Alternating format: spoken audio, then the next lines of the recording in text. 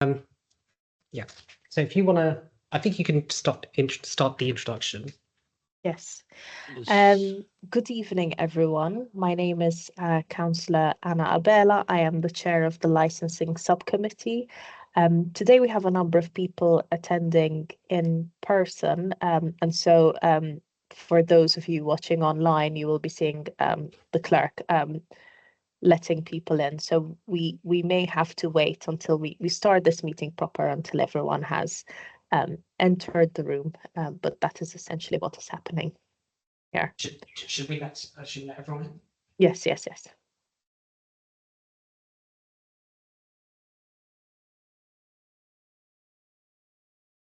Good evening.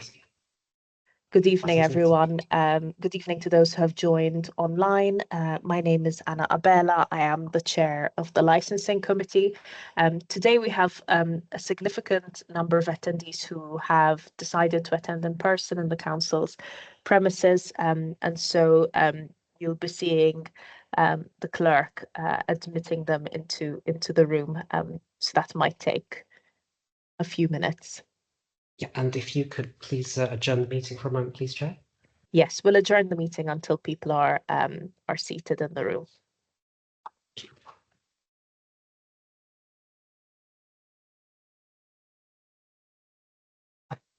Please. Any seat you want? Yeah.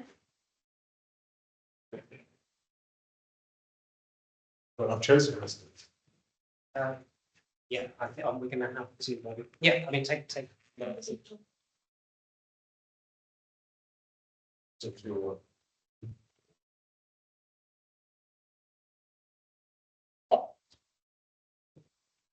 downstairs. Sorry? Maybe some people downstairs, residents. More residents downstairs. I don't know if for this one, because there's another meeting downstairs as well. So Yes, yeah, there is planning downstairs. Okay.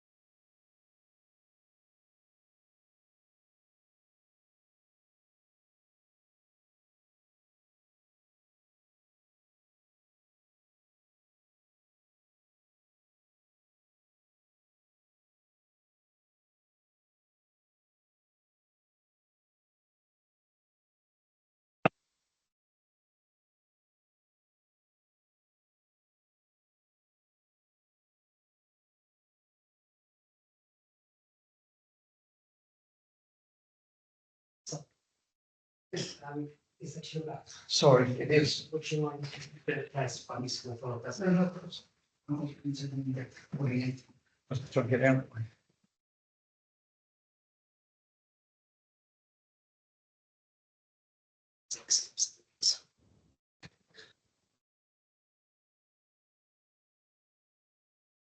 It's all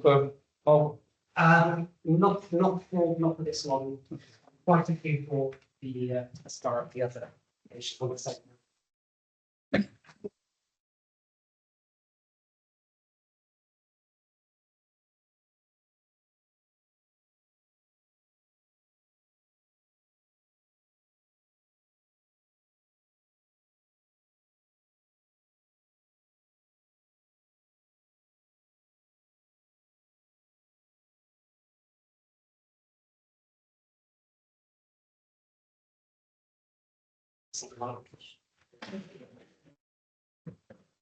Anything else?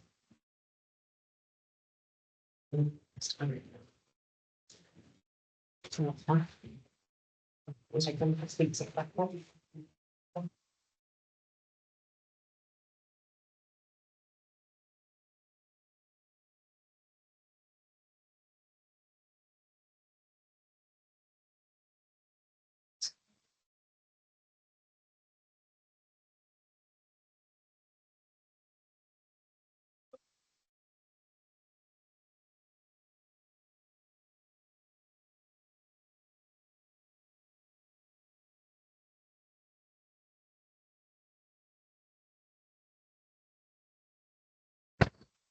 Okay, welcome to the licensing subcommittee meeting. The meeting is currently adjourned and will restart shortly. Just before we do that though, can I just double check all the speakers for this evening? Okay, so Smoky Lounge, applicants, Mr. Sutherland, I take it you will be speaking on behalf. Yes, please. Okay, those who've submitted representations, Mr. Bulring, you're here. Yeah. Mr. Brian Barnes. Yeah. Yep. Mr. Robert Bailey. Mr. Mark Fontaine. Yeah. Mr. Bratty. Yeah. Bianca, Ali. Yes, as the applicant, yes. Sorry, just Mr. Barnes, that's yourself. Mr. Bailey? Oh, there you are, okay. Okay, yes, you did. Because there's a spare chair here and I was expecting to say that. Okay, so that's that. Okay, so I think what we'll do is we'll leave the speakers for that particular application for now. Is there a police representative here? Yes. Yeah, Yes, we are for Smoky yeah. Lounge, yes. Okay, that's great. PC Mletza? So your name, ma'am? PC Mletza?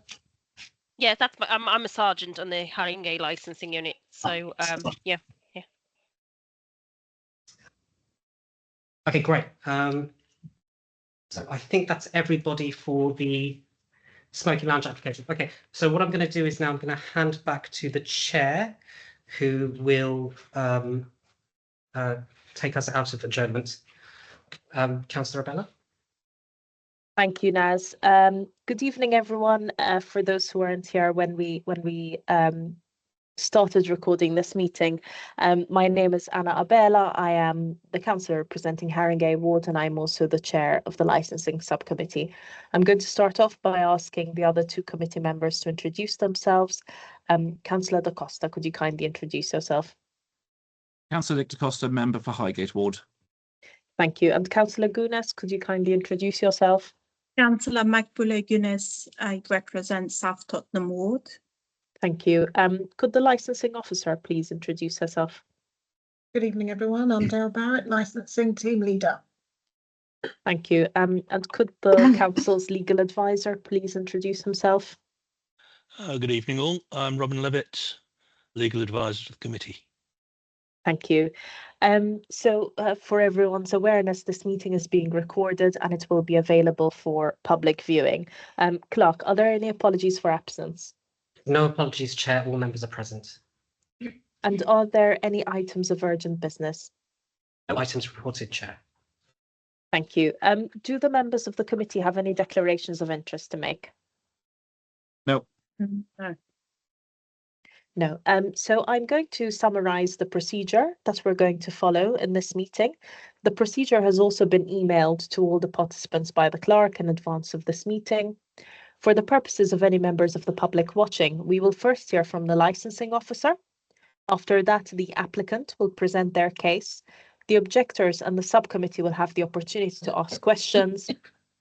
Then the objectors will present their representation, and the subcommittee and the applicant will have the opportunity to ask questions.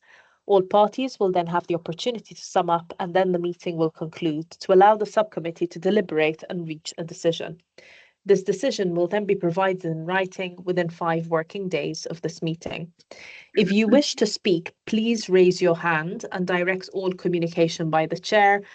For those of you in the room with the clerk, I'll be relying on the clerk to let me know who has raised their hand, because I can't see you all very well.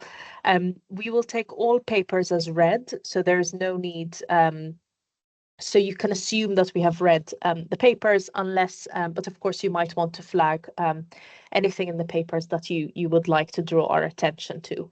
All speakers will be allowed 5 minutes to speak. and you will be timed and asked to conclude when you've used up your 5 minutes. When speaking, please be succinct and do not exceed the allocated time unless you request an extension of time, which is at the discretion of the chair. Please do not share addresses of any of the speakers. And if there are several speakers for each party, please avoid repetition among yourselves. And you might want to consider having a single spokesperson who will speak on behalf of the group. So we'll start off with the first item on our agenda, which is the application for a new premises license at Smoky Lounge. Ms. Barrett, please can you introduce your report? Thank you, Chair. So the panel has before them this application for a new premises license for Smoky Lounge at 83 Maze Road, Wood Green, N22. Smoky Limited and the applicants and have submitted an application seeking the times shown at section 1.1 of the application, Chair.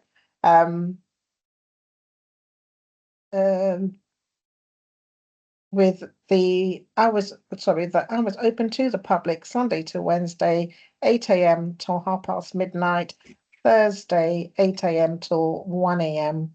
and Friday to Saturday, 8 a.m. to 1:30 a.m. with alcohol sales terminating half an hour before those timings, Chair. The application is at Appendix 1 in the pack.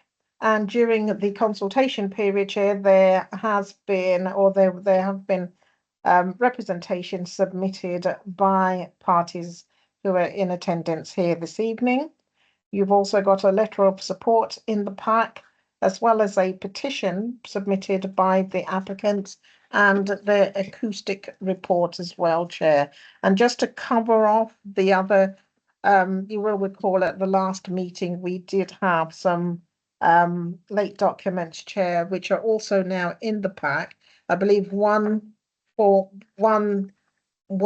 or is the noise management plan again, but with some slight amendments on it. I'm sure Mr. Sutherland will highlight those. There is a Smoky Lounge dispersal policy that's also been submitted. And there was also a group of a number of CCTV or footage that was sent in as well, and I'm hoping that members have all had the opportunity to see those also. I finally managed to get those to work this week. In terms of the recommendations before the panel, in considering this application, the panel may decide to grant the application as requested, to grant the application whilst imposing additional conditions and or altering in any way the proposed operating schedule, exclude any licensed activities to which the application relates, or reject the whole or part of the application. Members are aware that they will need to provide clear notice as to what decision they actually reach on this matter, and in doing so in promoting the licensing objectives. In terms of background, the premises has operated as a public house for many years. It has been operated by various businesses in the last 5 years. There is an existing license in place and it is attached at Appendix 1B of the pack. The new operator have now applied for a new license requesting later hours for this location. The application remains silent as to how the external area will be managed to ensure the prevention of public nuisance objective is upheld. The new document is not suggesting any varying finishing times for the external areas to show how public nuisance has been considered. The external front is surrounded by residential properties, and there is no time offered for the rear shisha area, which is also an external area, which is required to be 50% open at all times under smoking law. Just by way of background on that smoking area, so the shisha area, there was an attempt to get planning permission for it some time ago when it was under a different operator. That was refused, but the area I understand in terms of planning legislation is viewed to have been in existence for over 4 years, so gets the ability to be that lounge area by default now, as I understand it. However, I know that the current occupants have been told and advised by the Environmental Health Officer that it's not a compliant shisha area in terms of the Health Act. In terms of the rest of the application, Chair, you do have the representation here also, or the police who have made representation also, Chair. The council's noise officer also made representation, and I understood that there was near agreement with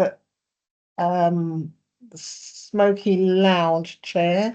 Unfortunately, the officer was not in, and I haven't seen the officer on this meeting today, Chair, for us to be able to ask any further questions of that officer this evening. So we can only take it on the papers that are in here from the noise team. I'm here, Daya. Thank you. Thank you. All right, sorry. Craig will be able to introduce themselves in a moment, therefore.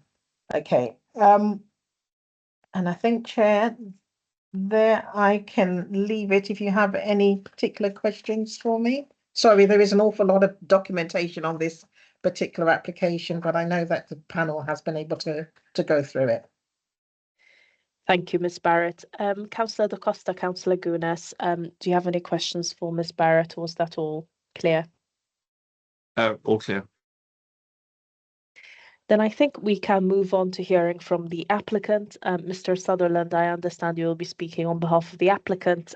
Please, can you make your presentation? You have 5 minutes. Good evening, Chair. Yes, I will be addressing you, but also Mr. Malley will also be addressing you in relation to the application. Can I just pick up on a couple of points, if I may, which were raised by the licensing officer. In relation to the external area, there is a condition on the current license which talks about a terminal hour for the use of the front area of the premises. So if you've seen a photograph of the front, it's an external terrace. That area on the current license says that it would cease to be used at 2100 hours on a Monday to Sunday. It's intended that that will continue. So if that condition, which is on the current license, is should the committee grant any new license, that can be transferred over to the new license. In relation to the shisha, there is a little bit of I think a discussion which is taking place with a colleague of mine in relation to what is acceptable, what's lawful within part of the rear premises.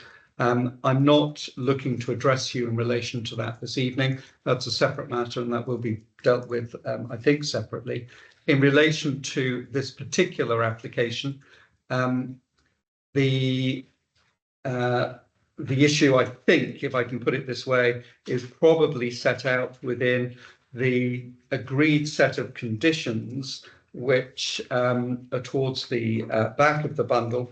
And one of the conditions has been amended by Mr. Bellringer, and it's number 5, and it's page 152, I believe, in the bundle. I'll come on to the conditions later, but that deals with the rear external area is used until closing, but that the roof is closed at 22:30 hours, after which no shisha is offered unless it's electronic shisha with no tobacco content. I think that approach is agreed, apart from the only issue I think with Mr. Bellringer is the hours at which the roof is closed. We would like it to be midnight, and in fact, our preference would be to go all the way through to the end. But if you're minded to grant to midnight for the closing of the roof, then we would look for that for today. I'm going to hand over at this stage, if I may, to Ms. Marley, who is going to deal with the basis behind how they've operated and what they're looking to achieve through this application. Good evening, everyone. My name is Bianca Mali, and I'm the DPS of Smoky Lounge, located at 83 Mace Road and 226 UP. I've been in hospitality industry for around 10 years, managing and operating venues like this. I grew up in my family's business, where I've gained experience in responsible alcohol service, customer management, and being compliant with the law, which are similar to the ones we have in here. I've also completed my level 2 award for personal license holder. Here in London, me and my husband previously ran a coffee shop, which, while not with an alcohol license, still gave us valuable experience in customer service, having a good relationship with the neighbors and engaging with the community. This background helped us to manage successfully our current business in professional and responsible way. Running a business like this has been my dream for a long time. My husband and I put all of our life savings into it, and our family members helped us as well, as it was a big step and big investment. We signed a 20-year open lease because we believe in this place and we want to run something long term. We are not here to work 1 year, make some trouble and leave. These are not our intentions. That's why we undertook refurbishment work into the premises, renovated the kitchen, CCTV cameras, decorated the space to create a safe and welcoming environment. As a woman in business, I faced many challenges, including gender bias and the perception that women are less capable than men in leadership roles. Despite that, I've worked very hard every single moment to run this business successfully. We engaged with Haringey Council's Noise Nuisance Authority to understand concerns about noise. Before hiring an acoustic consultant, we got approval from the council and worked with Miss Marley, your time is up. Could you please conclude? Yeah, so we hired an acoustic consultant. We got approval from the council, and we investigated the noise impact in June 2024. So Thank you. I'm sorry, Miss Marley, your time is up. Yeah, no worries. Thank you. I'm sure we'll have time in the questions to explore some of the points you've raised further. So I'll now take questions from the members of the committee. Councillor Da Costa, do you have any questions? Yes, I do. Thank you very much, Chair, and thank you, Mr. Sutherland and Miss Marley. A couple of questions from me. In the first instance, why are the current operating hours not suitable?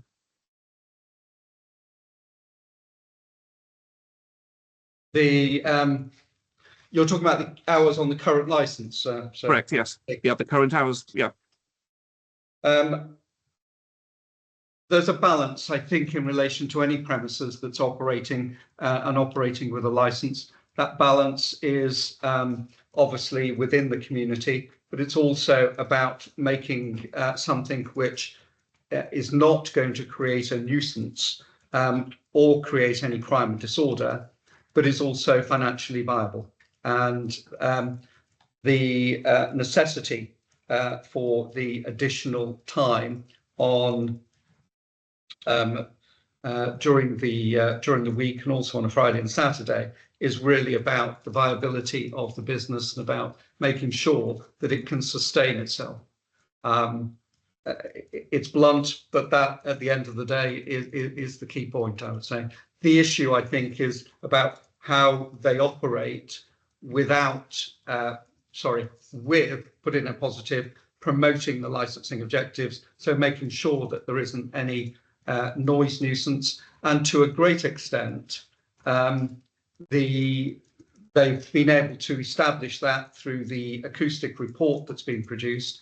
Mr. Bellringer is with us to the extent that the only disagreement, I think, with Mr. Bellringer is that is about the closing of the roof to the rear. He would like the roof closed at 10:30, and we would like it closed at a slightly later time. In relation to the situation with the police, as I understand it, I think that discussions with the police have gone, the acceptance of conditions are to the extent that my understanding with the police is that they don't have, provided these conditions are imposed, they don't have a substantial concern in relation to the operation of the premises. Okay, thank you. With regards to, so you very usefully summarised the conditions on page 151 through to 155 or 154, 155. Obviously, you addressed in your opening section your disagreement with condition 5 and 12 vis-a-vis closing the roof at 10:30. I understand, that e-shisha is an option, but what is the reason for wanting to have shisha until midnight, 1 a.m.? Entirely, so it's in relation to the use of shisha. In order to be able to operate with shisha lawfully under the Health Act within that area, then it's necessary for that part of the roof to remain open. And it's purely for that purpose that they would look for the condition 5 and 12 to be at a slightly later hour. We've suggested midnight, but what we're looking for is something later than 10:30. Thank you. And just to confirm, if the committee was minded to not agree with you and keep it at 10:30, you would then use e-shisha in the shisha lounge. Is that correct? The intentions there is very much that as soon as that roof closes, the only shisha that would be permitted within that area would be, it's in effect vaping, but it's called e-shisha, you're right. Yeah. A question to Miss Malley, if I may, Mr. Sutherland, or are you answering all questions on her behalf? Miss Malley, I'm sure will answer for herself. So, Miss Malley, obviously there's as you're aware from the fact that we're at this meeting and you have residents there is some concern about the venue, and it's changed hands a number of times recently. What are you going to do with your local residents, local community to run a responsible venue, but also how will you engage with the local community about any concerns they may have? So we engage with local residents to understand past issues and to assure them we are not the mirror of the past. From the beginning, we sent them letters, knocked on their doors, invited them to the premises, as we want to cooperate and be a positive part of the community. But you did the same thing as the other teacher. You've done the same thing. I'm sorry. We cannot interrupt each other in this meeting. That is not acceptable. Please proceed, Ms. Malley. More than 60 people signed our petition in support, giving us positive feedback and welcoming us as a good addition to the area. Only 5 of them were against us. We've listened to concerns, taken proactive steps, as we want to run our business in a responsible way. The Noise Nuisance Authority confirmed that while 61 complaints were made between 2022 until June 2024, none of them were verified and no abatement notice were issued. During all of our tents, we were authorized to operate until 1 a.m. We've used our full allocation for 2024 with no problems. The intentions would be very much, I think, to maintain the relationship that they've built up with a number of the residents. Not all, I have to accept, but with a number of the residents. And so, obviously, there's reference in the conditions to making contact numbers available. If it was felt to be of assistance, then I'm sure that the operators would arrange or would be prepared to meet on a 6-monthly basis in order to deal with any concerns, if that would assist the committee. Okay, thank you. You've included a statement from Miss Malley at pages 147 to 149. That references a general letter GL Gamma Lima 1 and 2 other documents, Bravo Bravo 1 and Bravo Bravo 2. Those weren't included, were they? Can you tell me a little bit about those? One is a letter that was done to sent to the residents, I believe. that letter, I believe, was submitted to licensing. And so it should be within your papers. The letter is addressed. I can read it to you if you wish. It's addressed to your neighbours. We're happy to announce that your newly renovated restaurant coffee shop is almost ready for your pleasure. We're eager to treat you and your family to a unique and encompassing experience. You may be aware that we're a new business to the area. Primary function of our business is providing our products in a calm, warm ambience with friendly, courteous service. We want to provide a sanctuary in which our customers are offered a comprehensive range of highest quality foods, coffees, desserts, sweets from around the world. We feel that this will be a good opportunity for the residents in the area to be introduced to our business and for us to get to know each other and enjoy the area where we live and work. Please take this letter as a general introduction invite to come into the premises and try any of our products items. We would like to offer you the opportunity to put forward your views as we value the opinions and suggestions made by any residents, customers. We've been told about various antisocial and crime-related issues which have occurred in the area in the past, and we feel that having a premise such as ours improves the vicinity, helps to attract a higher calibre of clientele to the area, not those types which descend on the area in order to become completely intoxicated or act in a manner which could be described as antisocial. This move away from these types of places will help improve the entire the area, creates a turning point against all the problems of the past. Mr. Sutherland, Okay, yeah. I think we've understood the gist of the letter. Thank you. Councillor Da Costa, do you have further questions? Not for the moment. No, thank you, Chair. Thank you. Councillor Gunas, do you have any questions? Not at this stage, Chair. Thank you. Thank you. I just have one question for either Mr. Sutherland or Ms. Mali. On page 151, where you list all the conditions together, in condition 2, you say that copies of CCTV recording will be available within 7 days' time to the police. Is there any particular reason why you're proposing the 7-day time limit? It does seem at face value quite long. So is there any particular reason why you are proposing such a long time limit, and would you be open to a shorter timeline? Chair, my understanding was that in fact that had been agreed to a degree.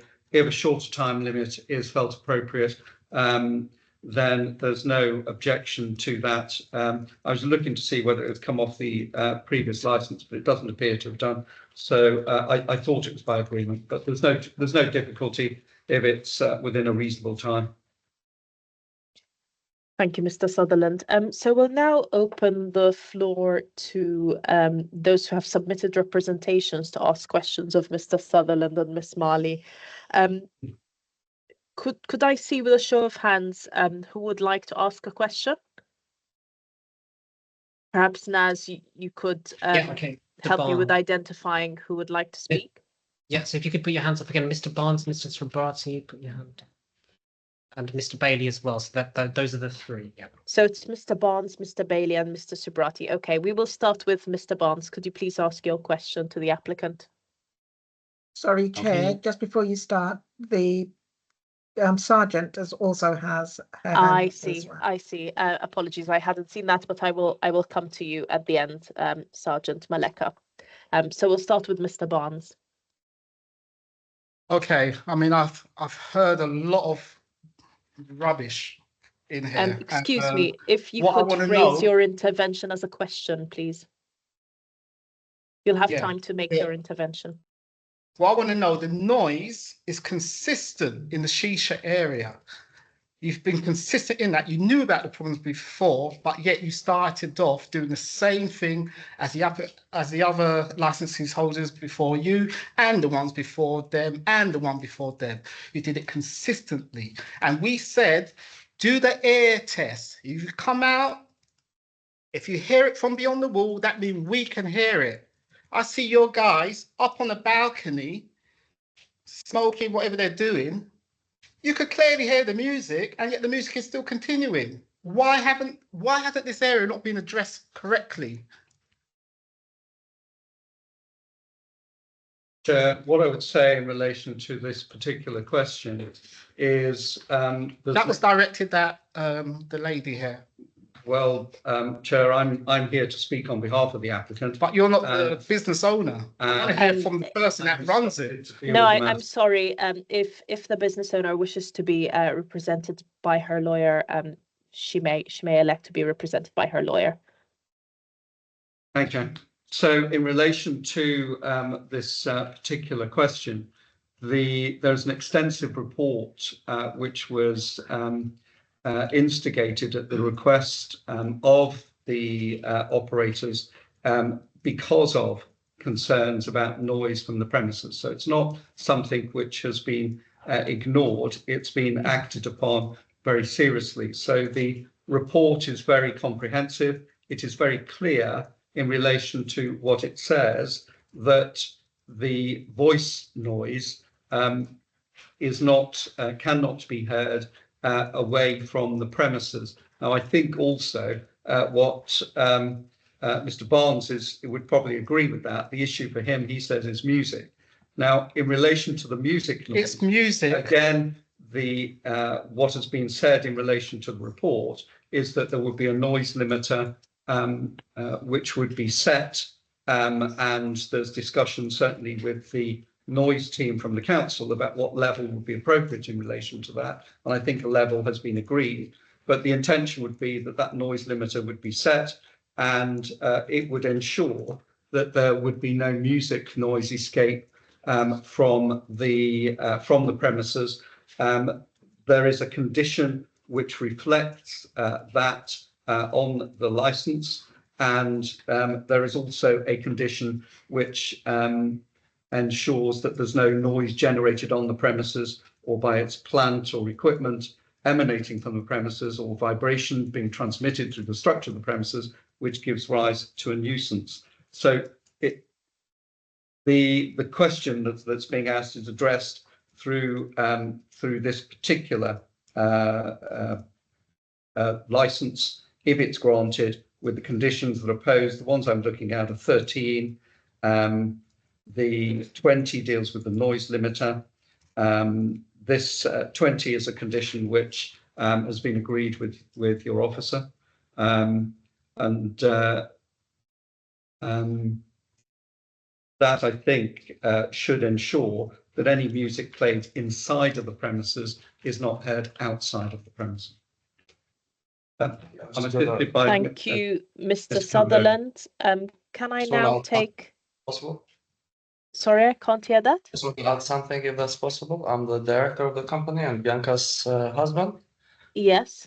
And then I just want to clarify a little bit with Mr. Barnes here that we don't have to clear our ears to go on the road and check for the sound music that comes out of our venue.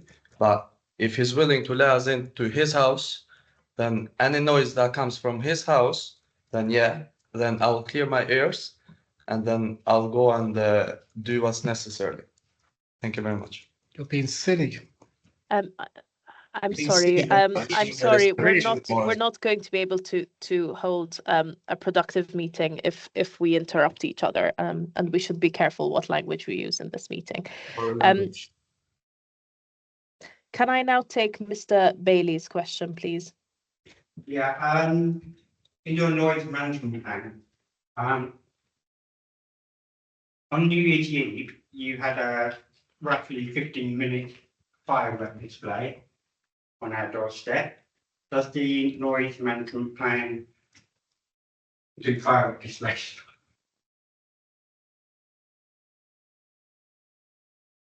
Did you hear that, Chair? Did you hear that question? I heard it, but I can see that Councillor Da Costa did not.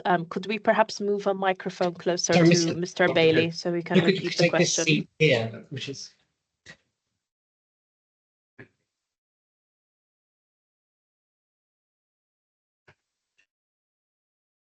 On New Year's Eve, there was a roughly 15-minute firework display from the pub. And I'm just asking, is that part of your noise management plan? Is that included in your noise management plan, firework displays? Second question, Mayor.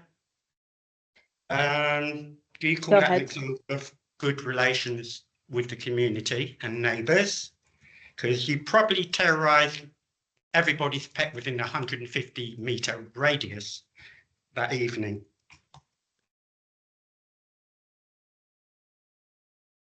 That's it.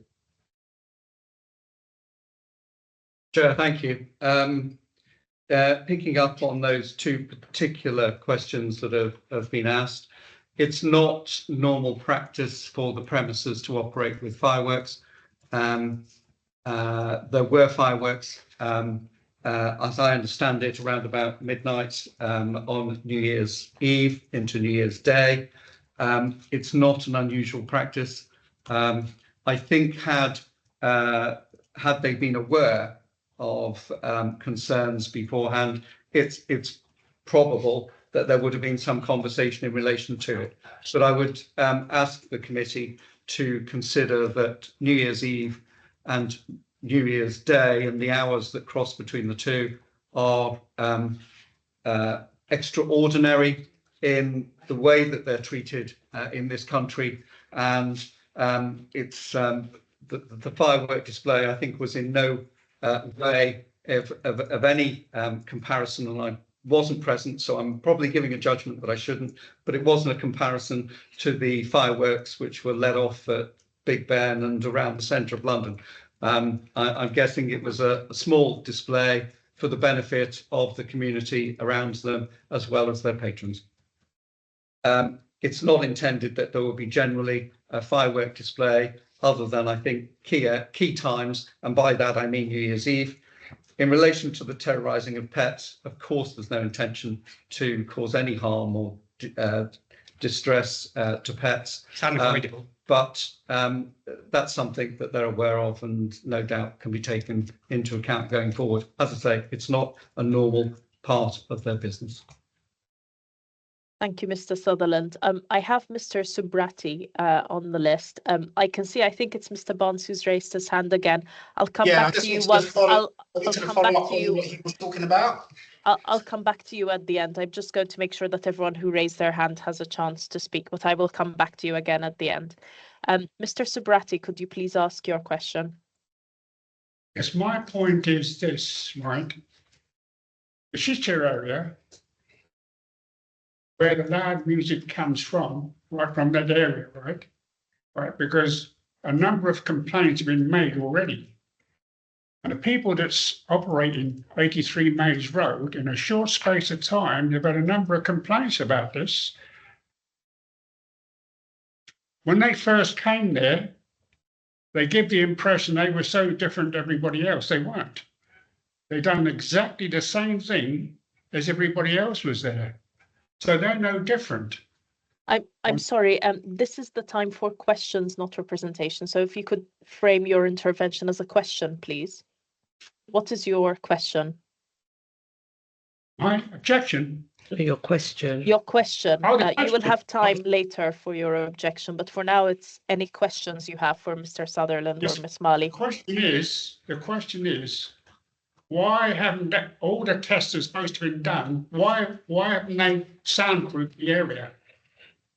Why haven't they soundproofed it? All this money they spent, why didn't they invest in soundproofing?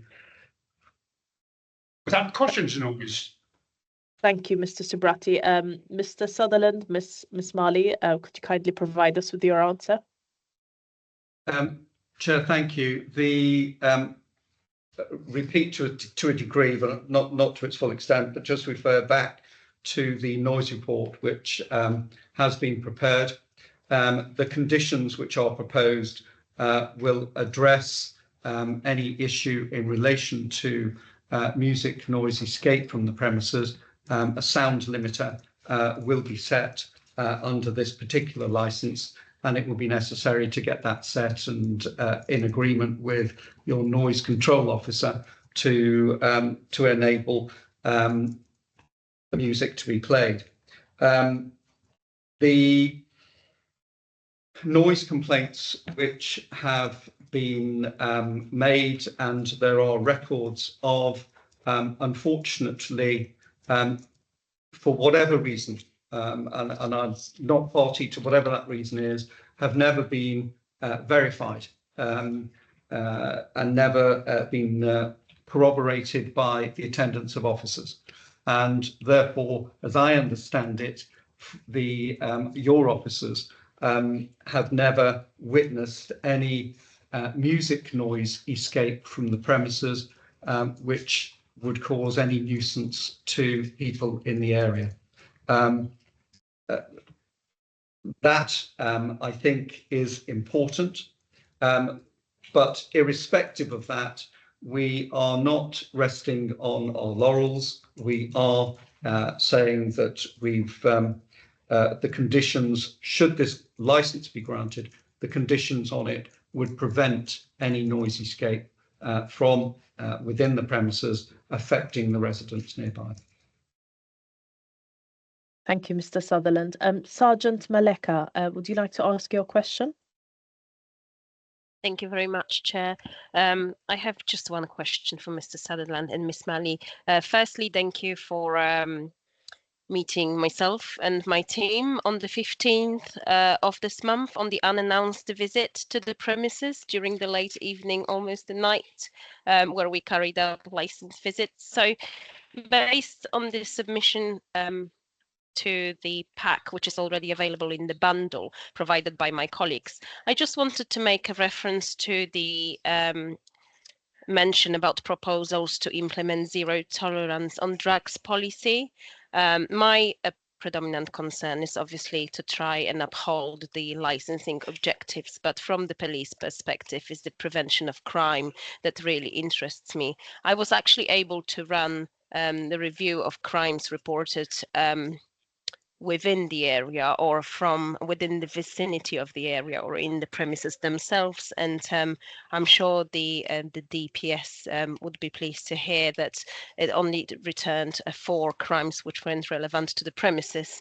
But my question here is, I know that there was a meeting with the previous team about the proposals for the implementation of the zero tolerance policy towards drugs. What I would like to know now, whether this policy will be implemented, how soon it will be implemented, and in what way will that policy be implemented? And the second part of the question relates to CCTV availability, which has already been mentioned by the chair. I would like to just outline whether that will be a scope for CCTV to be available upon request. Waiting for 7 days, I find an excessive period of time. So just pose the 2 questions to you about the zero tolerance policy on drugs, and if there was a possibility that licensing this be granted for the CCTV access to be almost instant. Chair, in relation to the, if I could take the second question first, yes, whatever wording is felt as appropriate. Generally, my experience on this is that common sense prevails, and that if there is a request, the CCTV is provided.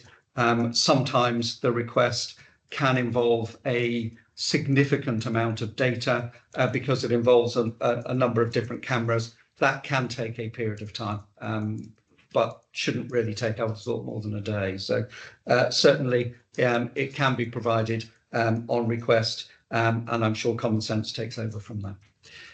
In respect of the zero policy in relation to drugs, that of course is in place now. The issue of any searching in relation to drugs, that obviously requires SIA. The SIA officers who would be engaged in relation to the operation of the later times, should this license be granted, of course, would be trained in relation to that, and the searching policy will be random and will be intelligence led. signage will be on display within the premises. Searches will only take place in view of cameras, and obviously any items which are seized will be retained safely. I'm not sure whether there is a drugs box at the premises, but they can be retained within the safe, and obviously the police will be notified. Records will be kept in the incident book in relation to that. If there's anything else that the police sergeant would require, then we'd be only too pleased to discuss and listen to any assistance that you've got. Many thanks. Thank you. Thank you, Mr. Sutherland. Mr. Barnes, you had a follow-up question that you wanted to raise? Yeah, about the fireworks. We heard that one day before, two of their guys was on the banister and they let off this almighty firework. I thought it was a bomb going off. And it was from the, actually I've got it in one of my complaints. And that was disgusting. Now, if you really mean to have good relationships, you wouldn't be doing that nonsense. That was right close to the house. What was your Right close question, to the house. Mr. Barnes? We've got Mr. Barnes, what is your question? My question. Hold it down. My question is, all these things, what you've been saying, it's not going to get done. It's not going to get done. You're saying all the nice things now, it's not going to get done. We've been through 4 different people that have said all the nice things at these committees, and they've done the exact opposite. What is your... Actually, the councillor asked you, what is your reason for having an extended time in the mid of a recession? We're in a recession. You want to have extended time. What's your business plan? How many people are going in there to demand an extension? Chair, I was waiting just to make sure that Mr. Barnes had finished. There were a number of questions, I think, contained within that one question. I'm going to answer it in this way, madam. I think the thing that Mr. Barnes is saying is he's heard it all before, and how can he trust us? And my response to that is very simple.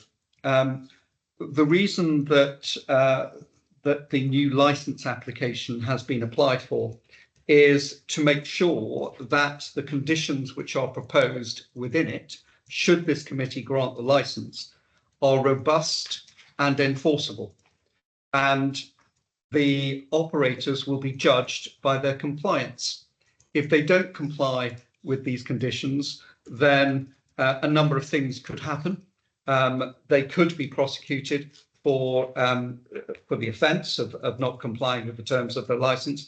It also gives an opportunity for residents or for the council to review the licence and bring it back in front of the committee to say, look, you said this, you are not doing this, and therefore we are going to review the licence that was granted to you. So that's why, Chair, I would say that he can be assured that the operators will comply with the licence, because everything that they are saying, they've backed up through the conditions which have been agreed. The only, and there are 2 conditions which have not been agreed, but in essence, it's the same condition that I highlighted earlier. It's to do with the closing of the roof. At the moment, it's proposed, or it's suggested it would be at 22:30, and we are asking that, in fact, it be at midnight. That is the only part of those conditions which are set out from page 151, which has not been agreed. If we do not comply with all those other conditions, as I say, it's open for any of the authorities, any of the residents to take us back to the committee and say, look, you said this, you have not done it, why? Thank you, Mr. Sutherland. Miss Barrett, you had your hand up earlier. Was there anything you wanted to comment on?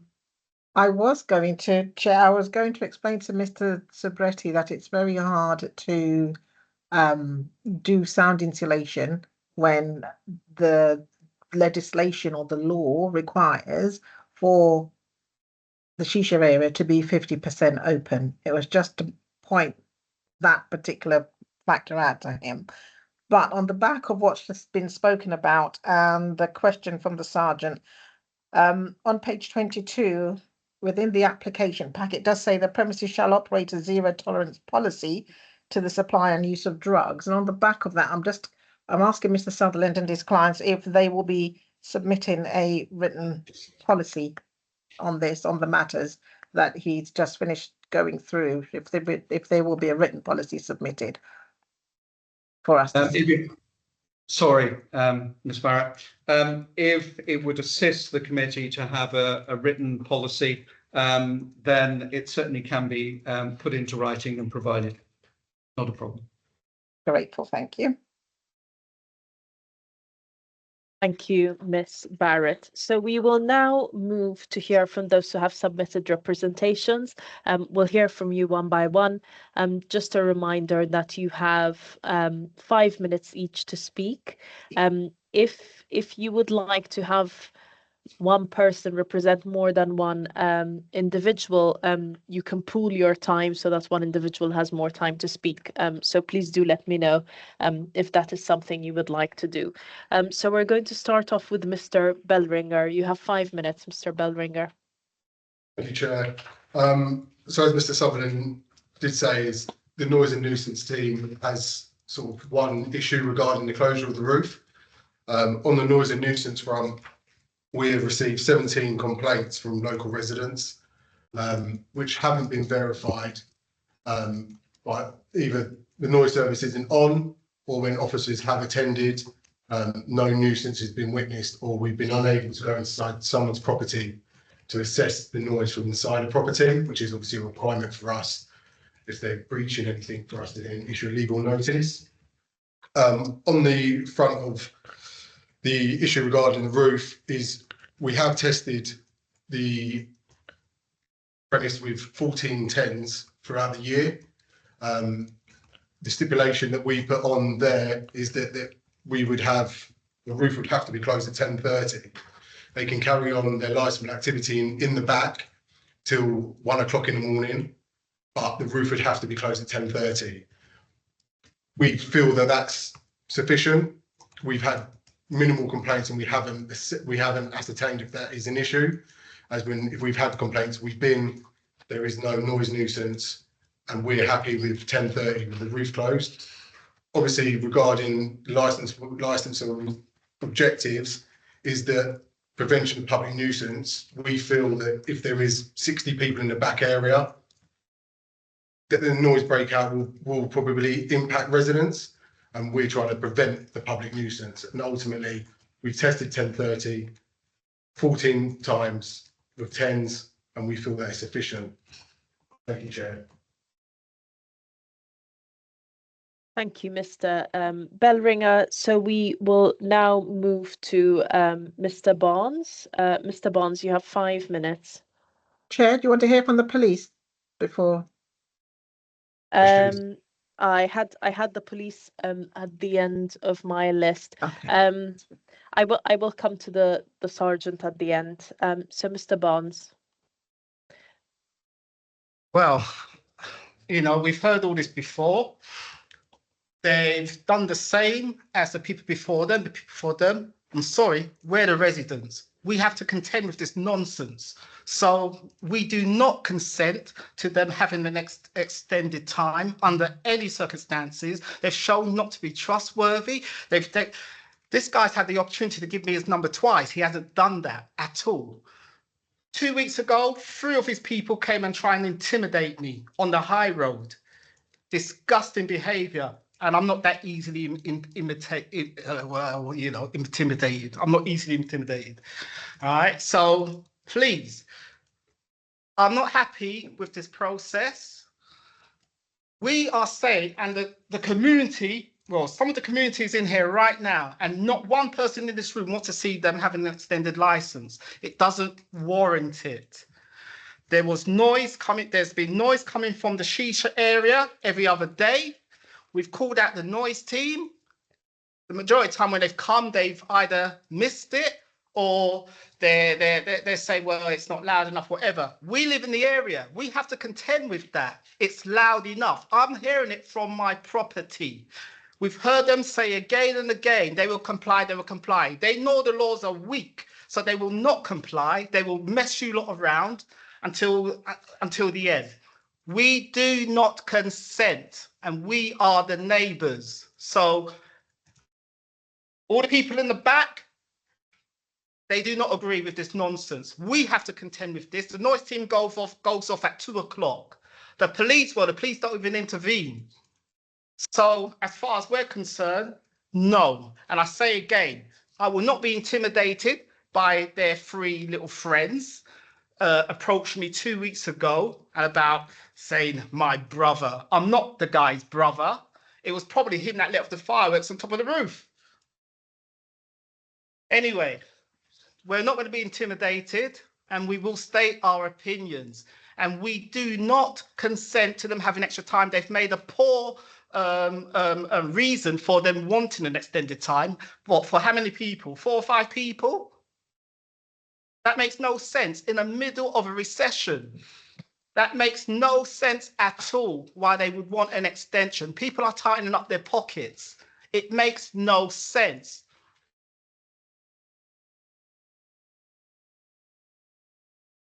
Thank you, Mr. Barnes. We'll now hear from Mr. Bailey. You have 5 minutes. Okay, it was mentioned that they are engaged with the community, that they sent out letters and knocked on doors. I've lived in on Maze Road, diagonally opposite the pub, for over 25 years, and I must know personally to speak to at least 30 people in Coburg Road, on Maze Road, Jack Barnett Estate, and we talk about these things, and not one of them has mentioned that they've received such a letter. I had a knock on their door. So I'm very dubious when they say that they're engaging with the community. I think there's community, that is the local residents, and then there's community, which is the people that are customers in the business. And I think that's what the emphasis is on here, the business, and not the actual residents that surround that business. So I'm very dubious about that. Also, this acoustic report struck me as very neutral, didn't come down on one side or the other. So I think that should be borne in mind. Police report, I haven't actually seen it. It's a shame that we couldn't actually read that ourselves before we came here. And I think that's about it, really. Thank you, Mr. Bailey. Is Mr. Fontaine in the room as well? No. No, Chair, he's not. No. Then we'll hear from Mr. Subrati. You have 5 minutes. I beg to differ. The time the complaints have been made to the noise team, right? They say, well, I beg to, for a start, they only operate up until 2 o'clock, 2 p.m., right? And they've got other places to attend to. They can't always get to the Maze Road. You know, and the thing is, that's why, because they know full well, when a noise team comes in, it's stopped all of a sudden. So the thing is, I beg to differ on that, because there's 23 complaints have been made. Now, don't tell me, right, we wouldn't complain otherwise. We don't make complaints just because for the sake of complaining. They're valid complaints. And that area where the shisha is, that's a problem area. And they haven't done anything about that. What are they going to do about it?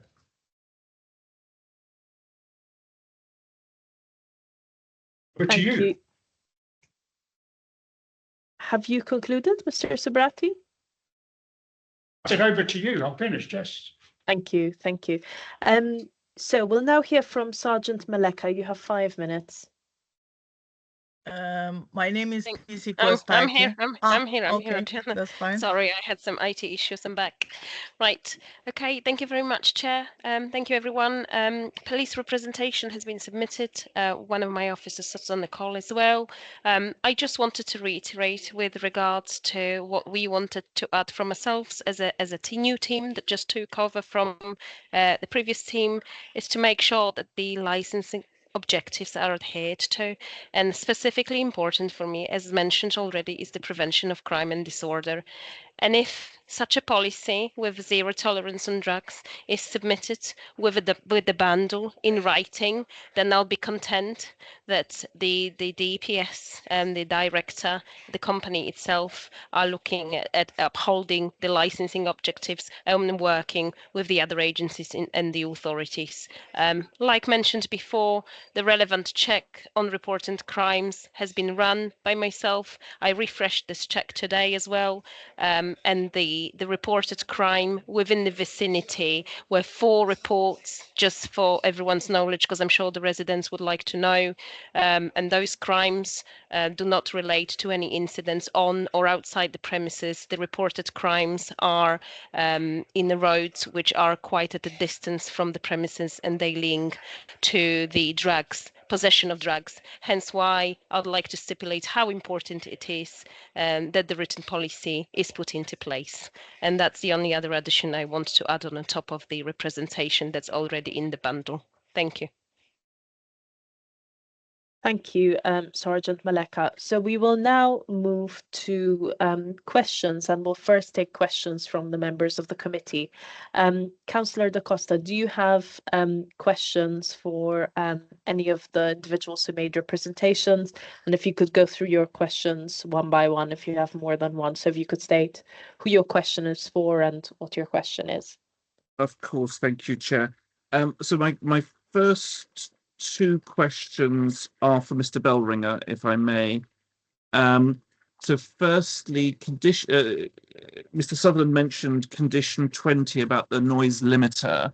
Has a level on the noise limiter been agreed to yet of what that limit should be? Not as of yet, but if the license is granted, that would be done within a time period. You know, we work around the corner. I can walk there and sort that out relatively quickly. Okay, thank you. My second question to you, Mr. Bellringer, is Miss Barrett mentioned in her report that there were some conditions that you'd requested that weren't agreed to.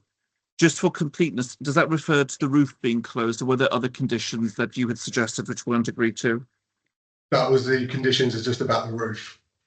Okay, perfect. Thank you very much. I think that's it for me for the moment, Chair. Thank you very much. Thank you, Councillor Da Costa. Councillor Gunas, do you have any questions to the individuals who made representation?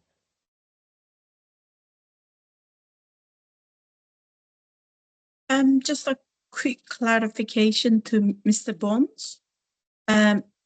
When he alleged that he was actually intimidated by 3 individuals allegedly related to the applicant, did he report that incident to the police? No, I didn't report that in. At the time, it was a very weird situation because I was walking towards the shopping city. They were walking towards me, and one of them just shouted out. He gave out like a shout, like I was supposed to flinch or something. And then he looked at me and he goes, "My brother." I'm looking at him thinking, this guy's weird. And I didn't make the connection. But the following day, I see the same 3 guys walking towards the flats. And I thought, oh, that's where they come from. So whatever discussions you've been having, you tell that guy, you stay away from me. All right? I'm not his brother. Sorry, Mr. Bailey, if you could. Yeah. I'm just saying, you know, I'm not the guy's brother. I don't know why but it makes sense. It makes sense. He's from the flats upstairs from the pub or the Smoky Lounge. So, you know, I've been threatened before from the same facility about they'll have me shot and all this nonsense. And I say, is this a business or is this some kind of gang kind of related stuff? I think we have to be careful about the type of allegations we make. But thank you, Mr. Barnes. Thank you, Chair. Do you have any more questions, Councillor Gunas? Yes, in regards to the balcony, sorry, the outside space area. Who is this question for, Councillor Gunas? I think it was the officer, council officer, licensing officer. Mr. I forgot. Bellringer, for the Yes, noise Mr. officer? Okay, Mr. Yes. Bellringer. Mr. Bellringer.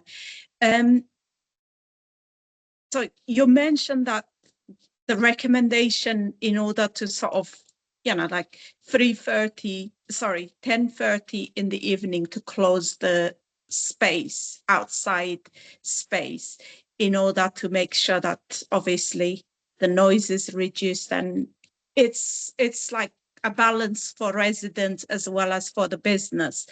And they haven't been agreed to, the applicants, my understanding is that they haven't agreed to that. So I'm just to sort of understand your sort of take on that. What was the reason you kind of highlighted there? If you could re-mention your reasoning. Thank you, sorry. The reasoning is that we've, on their current license, the whole back area has to close at 10:30. So there's no licensable activity in the back area with the roof open or roof closed. It all has to finish at 10:30. So the applicant has tested that with 10s, which we've agreed to, but with the agreement that it stays at 10:30, that the roof can close and they can continue to trade and offer licensable activity till 1 o'clock in the morning. We feel that's sufficient, and we've had no noise substantiated complaints, and that's why we've stuck with 10:30 to the roof to be closed in regard to the public nuisance, to prevent public nuisance. Sorry, Chair, just a follow up again. Yes. I don't know who would answer that question, but I just wanted to quickly establish, has the applicant agreed to keep to those terms and conditions, closing the roof garden at 10:30? No, my understanding is no. Is that correct, Ms. Barrett? That is correct. They are not, what has been offered, Chair, for clarification is with regards to the front area, the front outdoor area, that ceases being used at 21:30, I believe, as on the current license. They have on page 152, they have offered to accept that the rear external area is used until closing, but that the roof is closed at 10:30, and after which time they would revert to using electronic shisha on the inside of the premises, which falls outside of the Health Act requirements and does not need for the structure to be 50% opened. Yeah. Is that correct, Mr. Sutherland? Chair, yes, I believe it is. I think there was some confusion in relation to the front area. It's slightly an earlier time that I mentioned, but I do, for consistency, stick with the time that I suggested.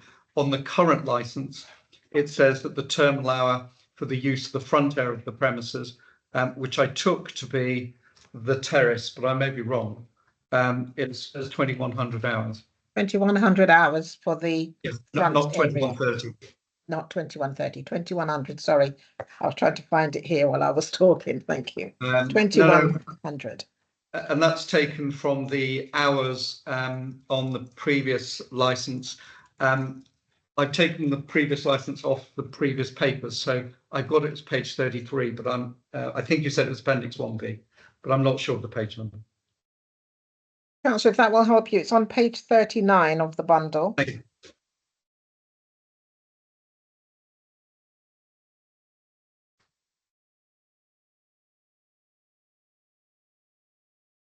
Thank you. That's helpful. I just have two questions. So, just for my own clarity. So Mr. Bellringer, is your proposal that the rear external area must be closed at 10:30? The roof, the rear external roofs to be closed at 10:30. The roof must be closed at 10:30.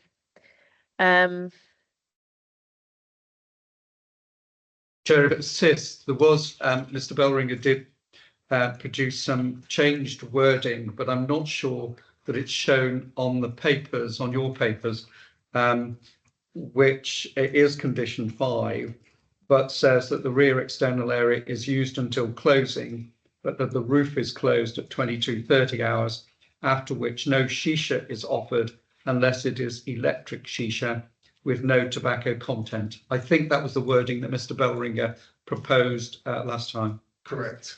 Yes, and can I understand, Mr. Sutherland, how does your position differ from the point 5 on page 152? It's a fair question, Chair. I think the only difference between Mr. Bellringer and the applicants is that we would ask that the roof is closed at midnight rather than at 22:30. Okay, all right, I understand that. And then my final question is for the 3 residents who spoke. So that's Mr. Barnes, Mr. Bailey, and Mr. Subrati. So you've heard that the noise team would be happy if the roof were closed at 10:30. Is this something that as residents you'd be willing to accept? And if not, what is the reason why you would oppose this? Can I take Mr. Barnes first? 10:30 is the time that the area is supposed to close. 10:30 because they play music which is supposed to be background music, but it's not background music. It sounds like disco music. We do not want a club in our area. I don't know what part of that you don't understand. We do not want a club in our area. You're talking about the shisha and all this nonsense. We're talking about the noise. The noise from that area has been, and actually not just from these people, from the people before that, the people before that, and the people before that, and it's never been dealt with. And also, they never consulted us about building that area, and that area was never went through planning. That area shouldn't even be up. That area should be pulled down. Why is that area still up? Thank you, Mr. Barnes. Mr. Bailey, I'll ask the same question to you. Essentially, if as a committee we were to consider the noise officer's proposal, which is that the roof in the external area would be closed at 10:30, so that would muffle the noise, would that be an acceptable outcome for you? I don't think so, and also the whole thing about the noise doesn't really get into the subtleties of it. From the time the pub closes, as a local resident, you then hear people, obviously they had a few drinks, you can hear them talking, laughing, even shouting, having arguments. I've heard all this, and so has other people in this room, okay? And it's not pleasant, it is a noise disturbance, but I would like to ask the noise officer, would it be worth phoning you and reporting you? Because we're talking about 15 minutes, 20 minutes of disturbance. Absolutely. Why? What would be the point? Because you wouldn't be able to turn up, would you? Yeah. Within 20 minutes? Well, we aim for an hour, but we will literally work around the corner from Maze Road. I'm kind of dubious about that because every time I phone up, it takes quite a while for you to get back to us. We have to go for the Harringay switchboard, we then report to you, and then you have to phone us back. Now that can take up to, depends how busy you are, but that can take up to half an hour, 45 minutes alone, by which time it's all over. How do you deal with that? Okay, so I'd like to complete this section. So Mr. Subrati, I'd like to ask the same question to you. Yes, I agree that the shisha should close at 10:30, right? Because the reason why that should close at 10:30 is the rest of the people, there has to be a winding down period.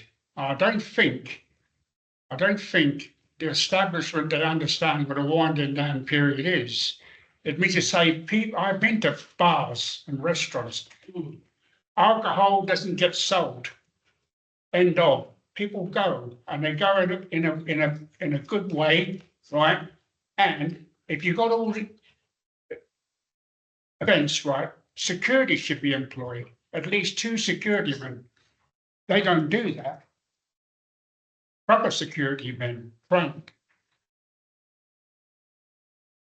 Thank you, Mr. Subrati. So we'll now come to concluding remarks. So I'm going to ask each party that has spoken to sum up. If you feel that you've already made all the points you wanted to raise, there is no need to take up this opportunity to sum up. Mr. Sutherland, Ms. Mali, would you like to sum up your position? Chair, there were a couple of questions that I wanted to ask, if I'm able to, in relation to. Yes, I'm sorry. I should have given you the opportunity to ask questions to those who submitted representations. My apologies. This was my oversight. Yes, please do raise the questions you wanted to ask. Thank you, Chair. I do have some questions, if I may, to Mr. Barnes. Mr. Barnes, there's a number of letters that were sent to you on the 12th of August, 27th of August, 19th of September. Have you not received any of the letters that we've sent to you in relation to the premises and inviting to talk or whatever in relation to them? What letters? What asking what to communicate? Looking to communicate with you on the 12th of August, 27th of August and 19th of September. I remember 2 letters. They came to the doorstep, but it's the same nonsense. We're telling them clearly the noise, do the air test. They're doing their own thing. And if you're genuine, because to be honest, I would love to be wrong.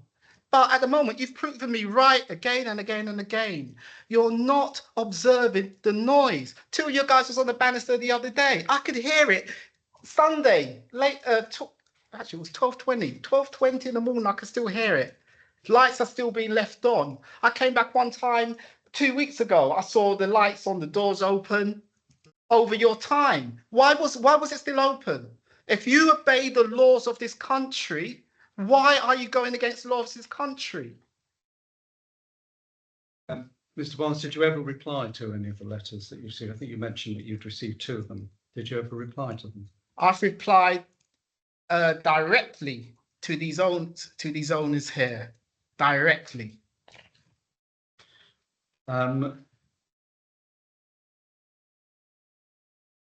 Chair, I'm not going to ask Mr. Barnes about who approached him. I'm just going to say that obviously the applicants don't accept that they have approached him directly themselves in an intimidating way, nor have they asked any. No, they've not approached me in an intimidating way. Get my teeth in an intimidating way. I think that's probably sufficient in relation to that. What I would also ask, if I may, Mr. Bellringer, the local authority noise team are based very close to the premises. That's right. Correct. Minutes away? Yeah, so I've just gone, our noise, our system that we work with, 22nd of June, we received a call at 9:35. We called the complainant at 9:45 and we attended at 9:55, for instance. So, we do get there as quick as we can, to witness any noise that is there. And in those times, I'm right, I think you did indicate, but if you could just clarify for me, there have not been any substantiated or verified complaints, even though you've been attending relatively quickly to the complaint itself. Correct. The issue of the closing of the roof, Mr. Bellring, that is a concern, as I understand it. I don't know whether we've lost people.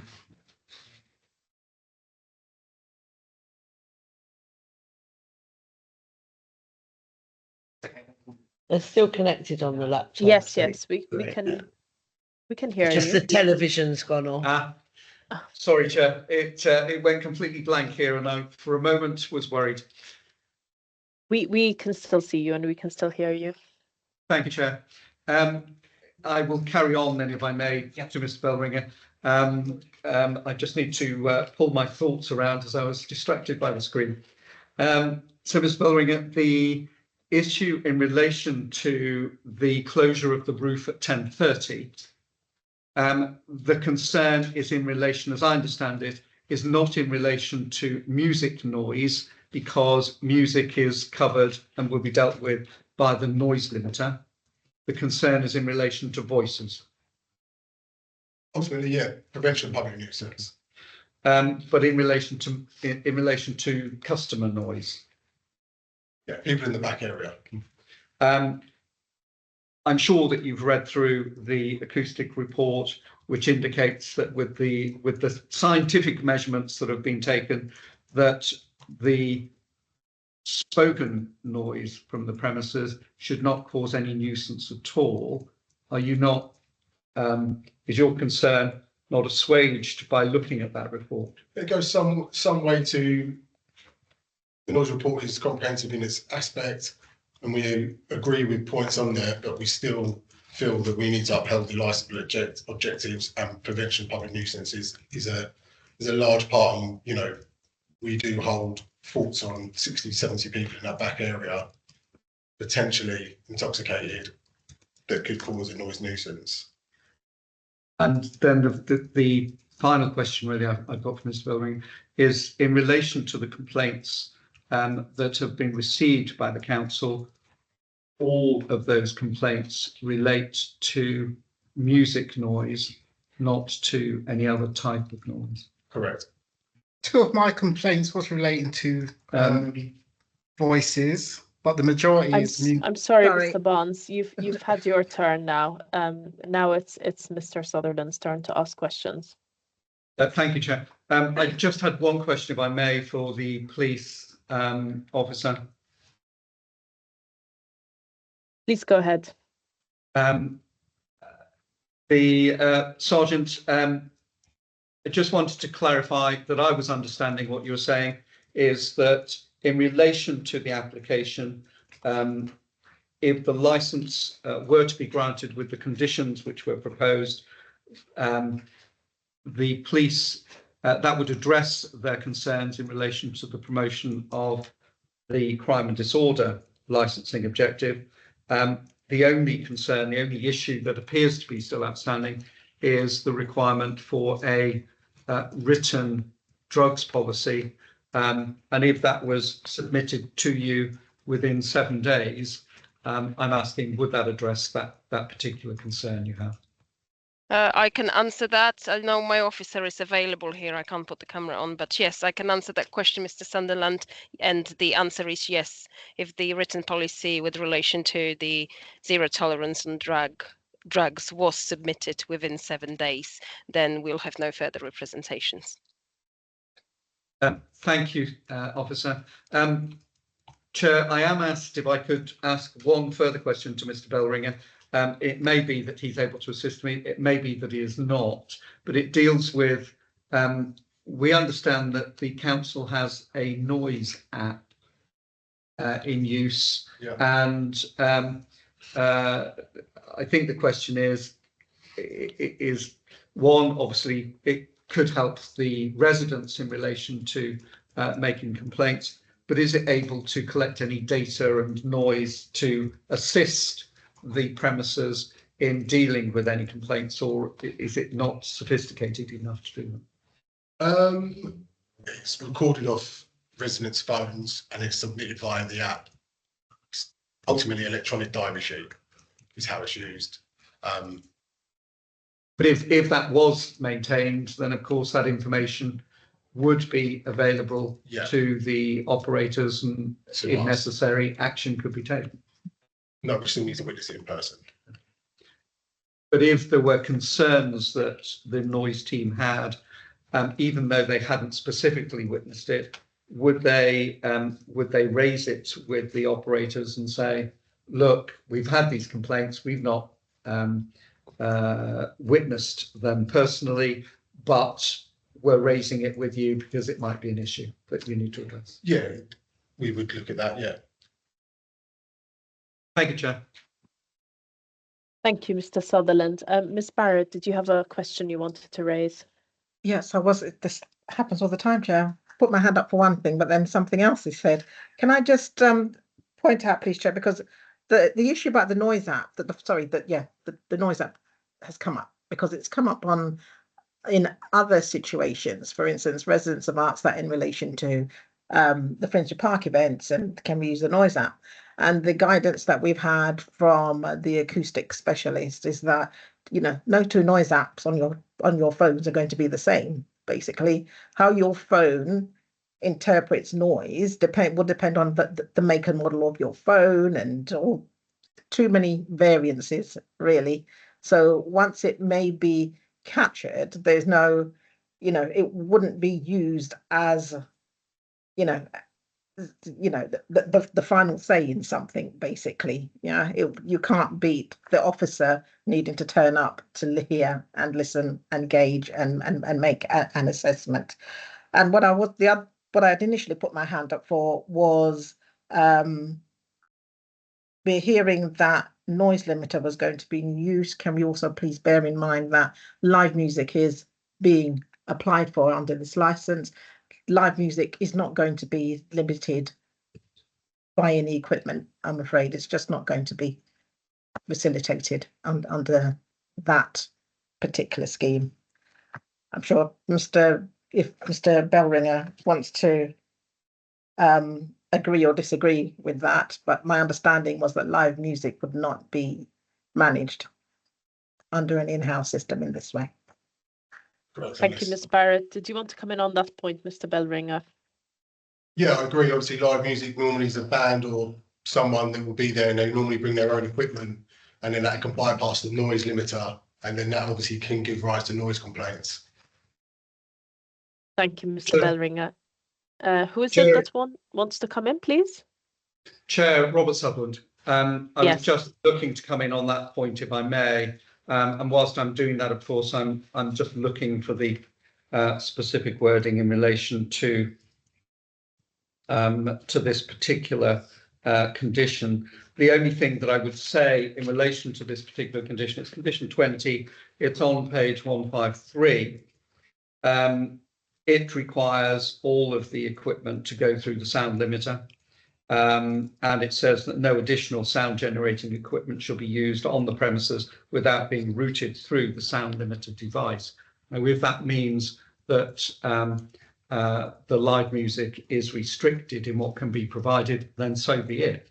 The intention here is that everything will go through that sound limiter. If it cannot go through the sound limiter, it cannot be used.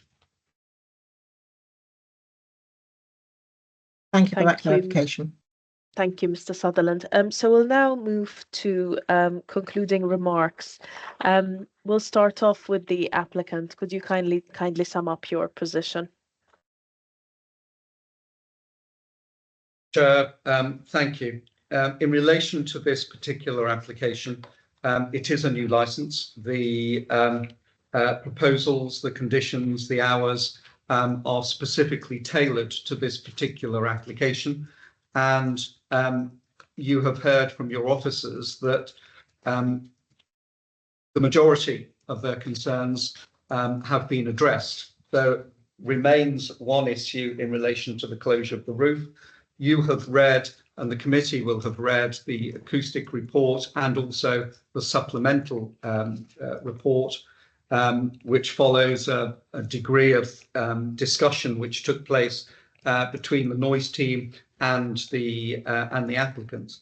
On the basis of that, the acoustician who was present on the last hearing but unfortunately couldn't attend today did produce that supplemental report, which basically, its summary says that there would be no noise heard from customers in the premises, even if they were shouting in the neighbours' premises across the road. That's the summary of what that report says.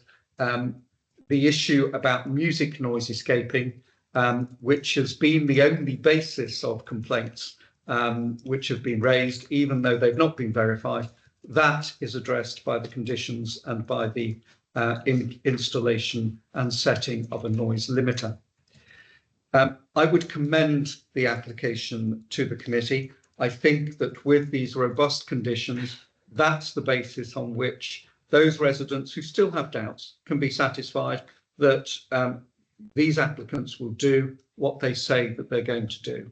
And if they don't, then they can be held to account. The review process is very effective, whether that's dealt with by residents or whether it's dealt with by the local authority officers themselves. That, if there is any assurance that's required, that process is robust and can address any concerns. Chair, I would invite the committee to grant the licence as requested. I would invite the committee to allow the roof to remain open to midnight as is requested, and make the appropriate revisions to conditions 5 and 12 on the set of conditions which is set out on page 152. If I can assist you further, Chair. Thank you, Mr. Sutherland. Mr. Bellringer, could you sum up your position, please? Yeah, so obviously we've, as a noise service, received 17 complaints. None of them have been verified for noise or for music. We've tested ultimately what the proposed conditions are on this new licence from our perspective as in my representation and through 1410s, and we feel that that will work and that will be sufficient. And we want that back area roof to be closed at 10:30 for prevention of public nuisance. Thank you, Chair.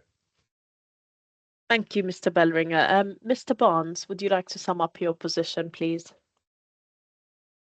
Yeah, like I said, we've heard it all before. They change every couple of years when they get into problems. They just put a new name on the lease and so forth. That's what makes it so dodgy. They don't stick to what they say they're going to do. So it sounds all nice on paper, beautiful on paper, but they do not carry it through. We've made a number of complaints, and there has been times when the noise officer has been there. I'm standing there telling the noise officer, go do your job, because we can hear it from our premises. We're the residents. We're going to have to contend with this. Yeah, if the nice lawyer wants them to move down his road, but you know, take them on. But at the end of the day, we have to contend with this. It's too noisy, and we do not want it. We do not consent to this. The majority of people in here are residents. If they were so good, why are there so many of us in here? And every noise that I've complained about is valid. Valid. I do not talk for the sense of talking. Anyone that knows me, I do not talk for the sense of talking. If I'm saying there's noise. So on that, plus the shisha area was not consulted with the residents. That building shouldn't even be up. It should be knocked down immediately. And I don't know why planning has not dealt with this area. Look at all the misery it's caused. And then these people have moved in saying, we didn't know, when it's their friends that gave them the lease. So at the end of the day, they could act all innocent and, oh, you know, I'm the victim. You're not the victim. We're the residents. We live here. Thank you, Mr. Barnes. Mr. Bailey, would you like to sum up your position, please?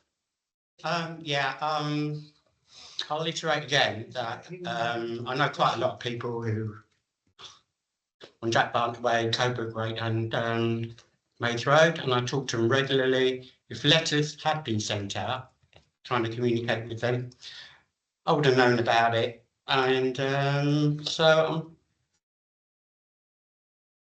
this whole idea of having good relations with neighbours and the community, I'm very cynical about it. And also the noise issue. What I was talking about was the dispersal of the customers. Once they are off the premises, then becomes our problem.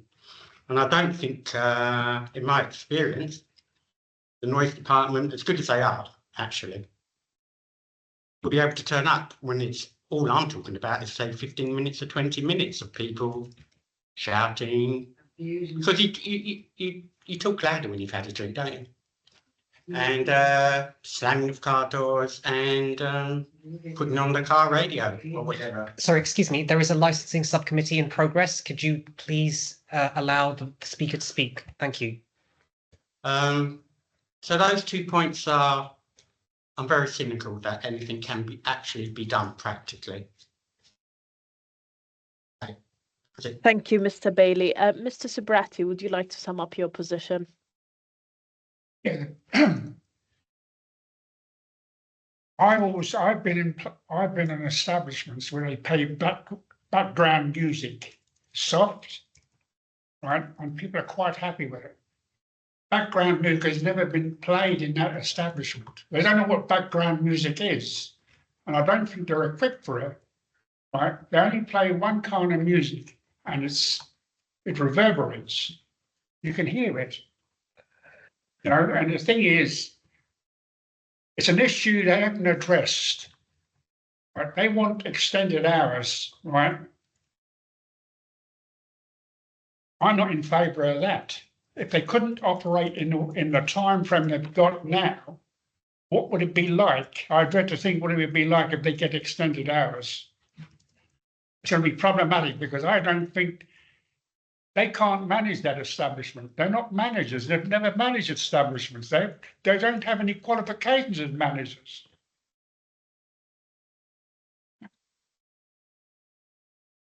Thank you, Mr. Subrati. Sergeant Maleka, would you like to sum up your position? Yes, now- Adriana, yeah. okay, yeah. So to summarize the position and the representations already made, and in line with what has been raised today with regards to prevention of crime and disorder, predominantly important to us, as I've already hinted. I'm really grateful for the applicant and DPS and Mr. Sutherland to propose a policy on zero drugs in writing. And in light of that provision, police have no further representations to oppose the proposed application for the new license. Thank you, Sergeant Maleka. So now we've reached the end of this item. Basically, what will happen now is that the committee will deliberate on its decision, and the decision will be provided within 5 working days from this meeting. We are now going to take a short 10-minute adjournment so that the committee members and the officers on the meeting can have a short comfort break before we can hear the next item. For those of you who are here for the first item on Smoky Lounge, you're free to go if you wish. If you'd like to listen to the next item, you're free to stay until the end of the meeting. So we're going to take a short adjournment and we will resume at 9:08. Thank you, Chair. Thank you.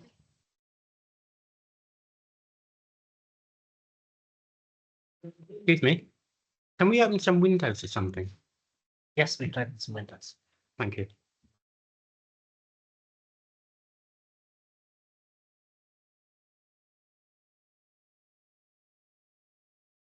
Are you staying for the second application? Yeah, Can go through the switch. And also do this online. yeah, because I'm here for the second application. This is going to be a break. Our service requirements is Is it locked anyway? So supposedly Yeah. I got too late. Yep. Does that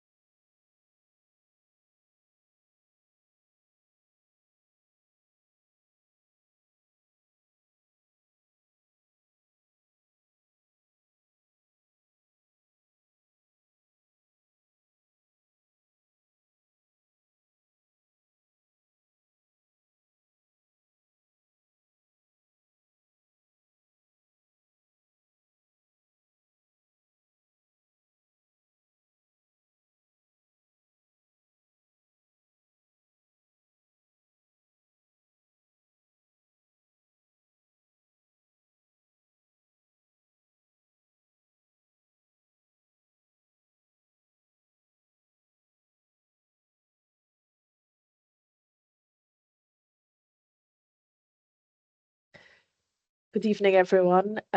So we're keen to resume again. Do we have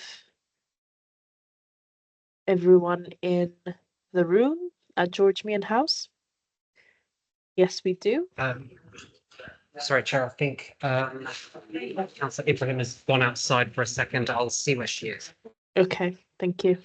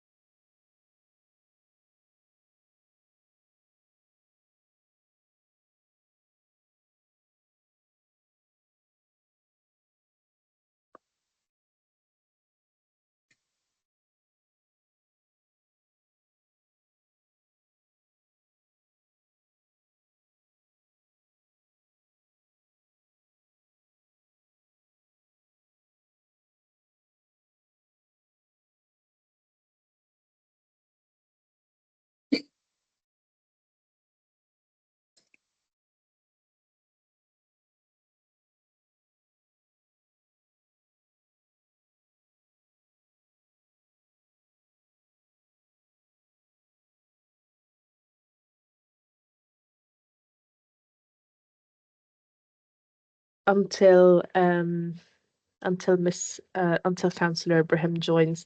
Robin, could I ask you a question? Because I know that council meetings are supposed to end at 10. When would I have to ask for an extension of time?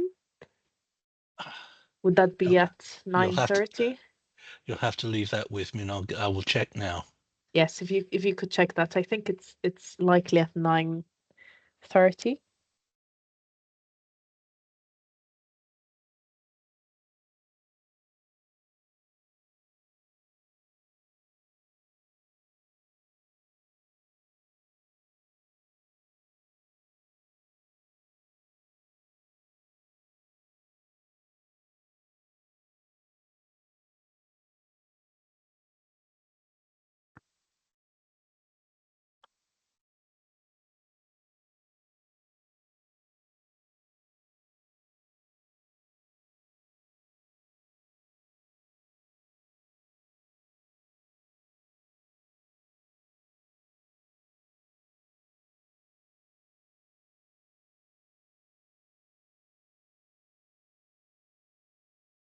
Are we able to resume?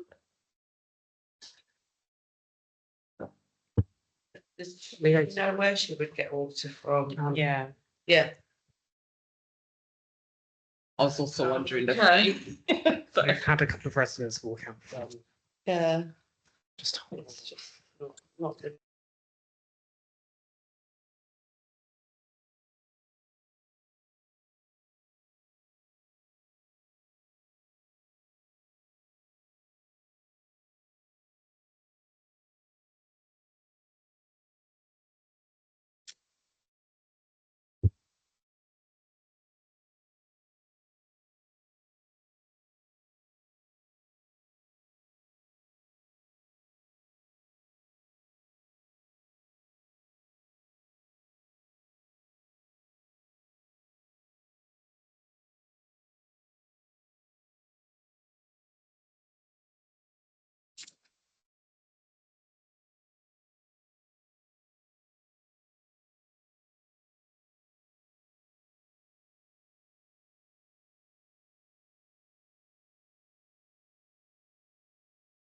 It's not.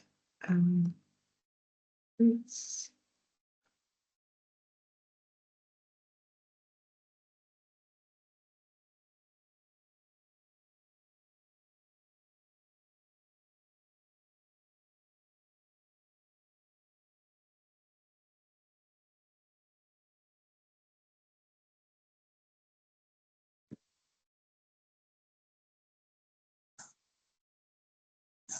Good evening. Can I just test and see if anyone can hear me on this device?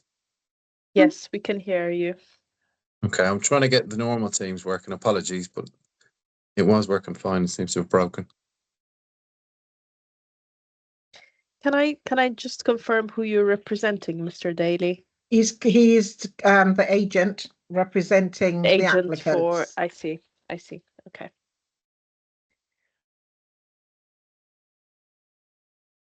Okay, I have an answer.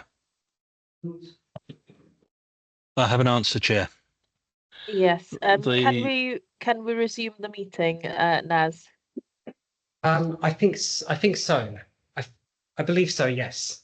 Thank you. So while we were waiting for everyone to return to the room, I asked the legal officer, Mr. Levitt, what procedure I would need to follow to extend the meeting beyond 10 p.m., given that it's already 9:15. What's the answer, Mr. Levitt? The answer is that the committee procedure rules provide that no meeting shall continue after 10 p.m. except that discussion of the specific item or case in hand at 10 p.m. may continue thereafter at the discretion of the chair of the meeting. So we can continue this item to its conclusion if I decide. At your discretion, indeed. Okay. Well, my intention is to finish to conclude this item. So we'll keep going until we get to the end. But of course, I will be keeping strict time as we did for the previous item. So we're now going to hear an application for a new premises license at Tesagara. Ms. Barrett, please can you introduce your report? Thank you, Chair. The panel has before them an application for new premises for Tesagara Limited, situated at Unit 70 to 72, The Mall in Maze Road, London N22. The application is submitted by Niman Hoxha and will be trading as Tesagara Limited. At section 1.1 of the report, you will see the actual timings that were put forward within the application. However, can I draw your attention, please, to section 3.2 of the report, where the applicant has agreed some reduced timings with the noise officer. So you'll see there regulated entertainment in form of live music Monday to Friday, 7 until 21:30, Saturday to Sunday, 7 till 22:30. As those are the times that's agreed on those chairs, those matters would in fact be exempt now and wouldn't actually be shown if this license were to be granted, because they'll get it under exempted ability at those times. Yeah. There are non-standard timings also shown there, Chair, which are significantly reduced from what was being requested originally. And you've got there on page 159, Chair, the times for the recorded music, Monday to Friday, 8 till 10 p.m, Saturday to Sunday, 8 until 11 p.m. Again, that would be under the exempted timings for regulated entertainment. So, sale of alcohol, Monday to Friday, 11 a.m. to 21:30 hours, and Saturday to Sunday, 11 a.m. until 10:30 hours, and for the supply of alcohol to be on the premises. You've got the hours open to the public, Monday to Friday, 8 a.m. until 10 p.m, and Saturday to Sunday, 8 a.m. to 11 p.m. There are seasonal variations as well stipulated within that section also, Chair. In terms of the recommendations for this application, the committee may determine to grant the application as requested, or grant the application whilst imposing additional conditions and or altering in any way the proposed operating schedule. May decide to exclude any license for activities to which the application relates, or reject the whole or part of the application. Members will note to provide clear reasons for whichever action they choose to take on this matter. In terms of background, the premises is situated at the rear of Wood Green Shopping Mall and has its own entrance from Maze Road. There are residential properties directly beside it and also facing the property as well, Chair. I've set out at 3.2 there the new position that the applicants have agreed with the noise officer. That was the same. I've not been told that anything has changed from that, but Mr. Daly is here on the applicant's behalf and will no doubt bring any clarification to that. terms of the application before you, Chair, you do have the representations in the pack.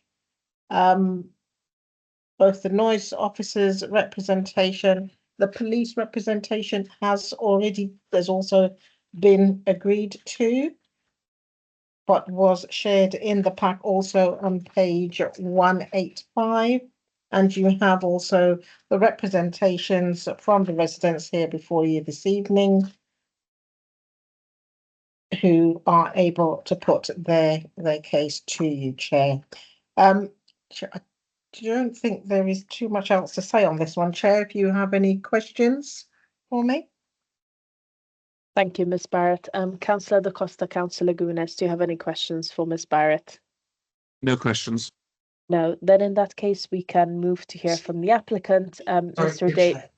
Sorry, Yes? Chair, if we could sort out the speakers, because we do have some speakers lists and we have not, we've not actually sorted the speakers list for it at the start. So we only did the first application.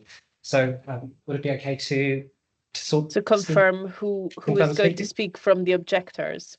Yes, because we seem to have a few. So Councillor Amina Ibrahim is here. It's substituting for speakers listed as part of a representation. Is Mr. Barnes is also listed? Will you be speaking? Excuse me, do we need to confirm which resident Councillor Ibrahim is speaking on behalf of? Because she will, of course, have to limit her intervention to whichever point that resident has raised. Chair, yes. So we have in the pack, Chair, the representation that was submitted by Ms. Sweeney. There are 1, 2, 3, 4, 5, 6, 7, 8, 9, 10 residents in total that have put their names to that representation. And Ms. Sweeney has agreed to Councillor Ibrahim speaking to this representation, Chair. However, there may be a couple of residents from this list, if we can establish who is here this evening, that is wishing to speak in their own right here this evening. So in that case, Councillor Ibrahim will be limiting herself to representing the points made in the this letter representation, drafted by exactly. Yvette Sweeney. Yes, Exactly. Yeah. Okay.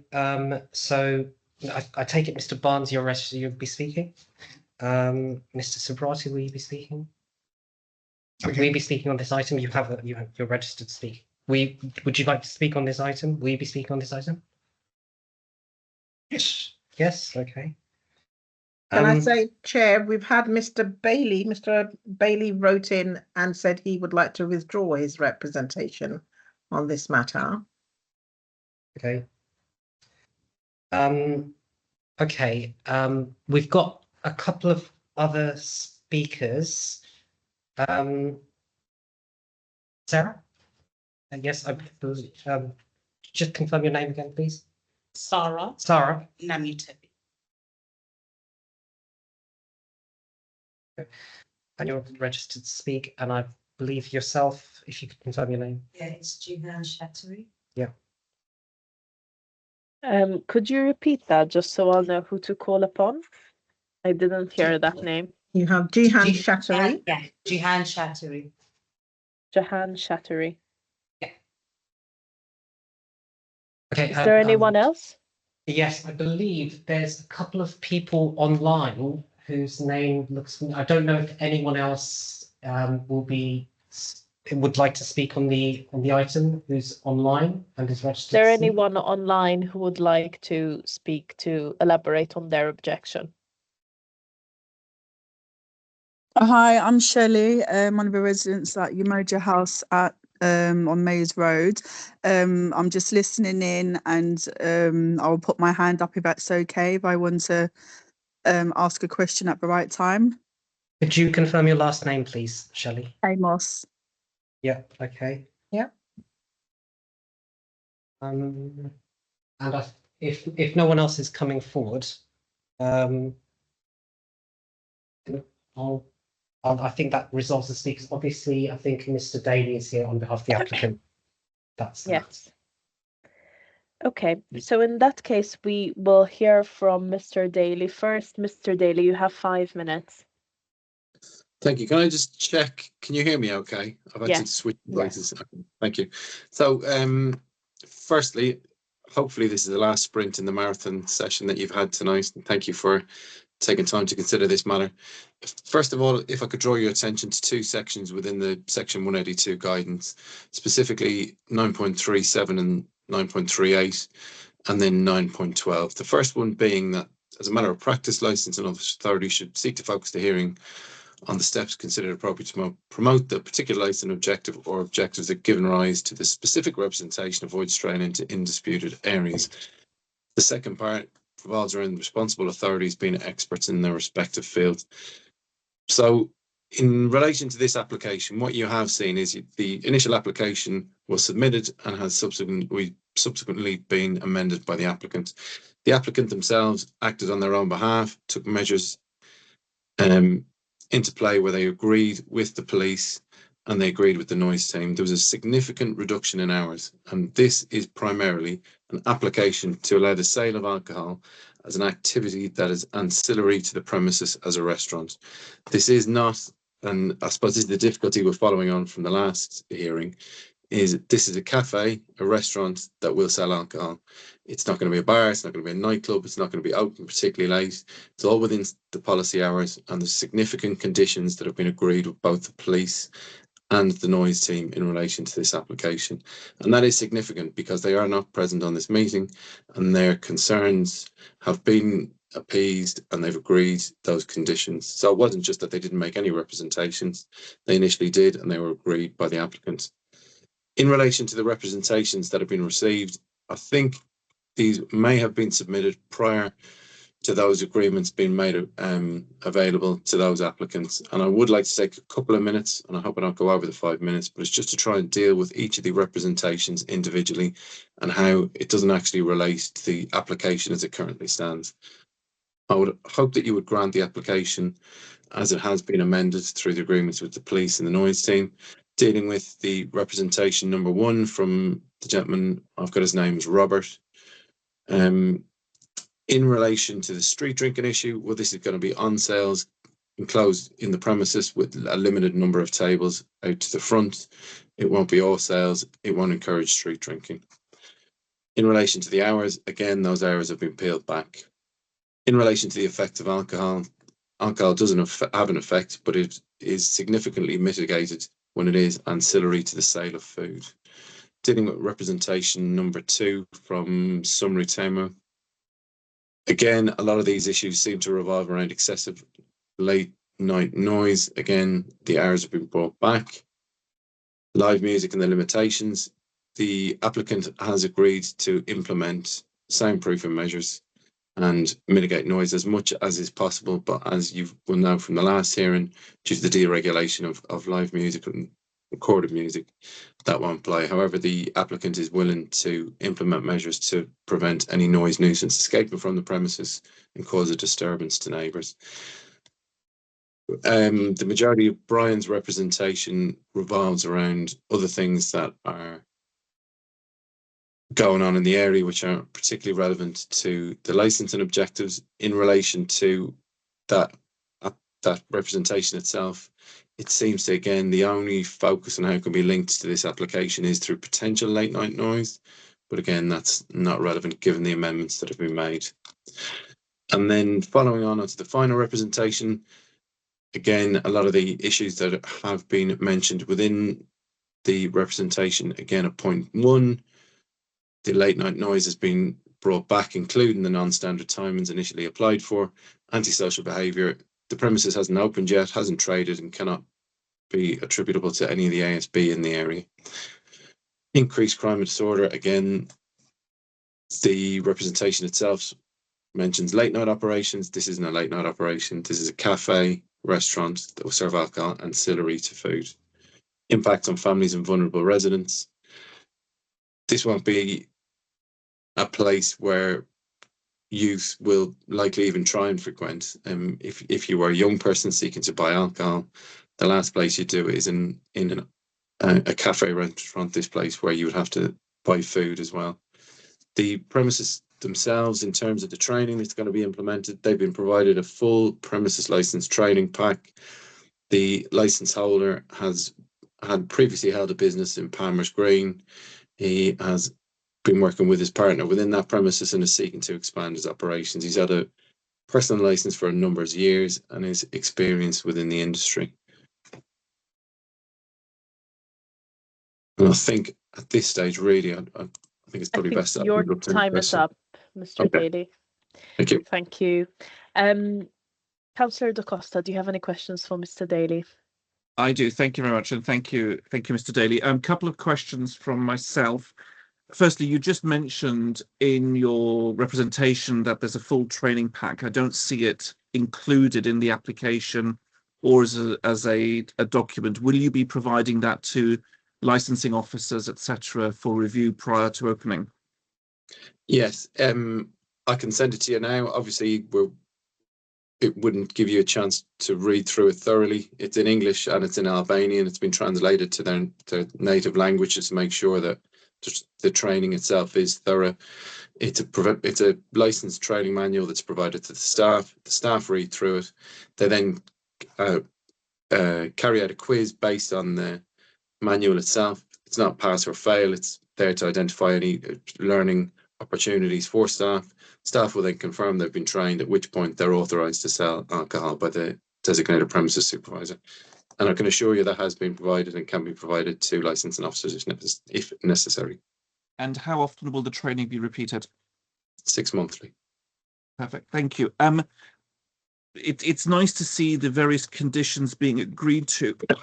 Apologies, by the applicant.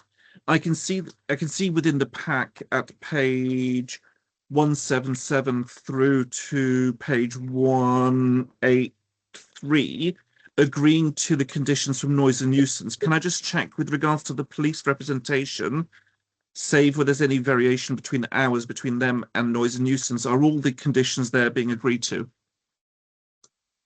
Apologies, Councillor. Could you repeat the page number, please? 185 to 189 is the police representation. The applicant responded, and there's a copy of the email to noise and nuisance about their representation. So I just wanted to double check, are all the conditions agreed to from the police? Yes, the applicant agreed to all those conditions. Okay, perfect. There was one other question, Chair, and I've now forgotten it, so I will hand back to you for the moment and try and find... no, I remember it. Apologies. Sorry, Chair. As obviously, Mr. Daly, you can see there's quite a few residents have raised concerns about the premises and are here this evening. If the licence were to be agreed based on the amended hours, how will the applicant engage with the local community to make sure that they are a positive part of the local area and not a source of nuisance? I think from speaking to the applicants already, and this is where I would love to have gone first in relation to these two hearings and kind of had a chance to speak to the residents and explain this application, because it is diametrically opposed to what went beforehand. So their views, I would hope, are not conflated, and this application is dealt with on its own merits. From speaking to the applicant himself, during the process of constructing the restaurant and developing it, he's spoken to a number of local residents. They're quite keen for it to be there. It's going to be a relaxed environment where they can go and have a coffee, read a paper, work from home, hopefully not with a beer, but potentially. And it's not going to be that sort of environment. I mean, in the industry itself, a lot of premises these days are open and of this nature, and it's kind of the intention of the Licensing Act was to have this cafe culture, and it seems it's taken about 20 odd years to get to this point. But from my experience as my background's in police licensing, local authority licensing, I used to run pubs for a big chain as well. And you look at the trend that is occurring, and it is within these premises. And these sort of premises are, the risk is far lower.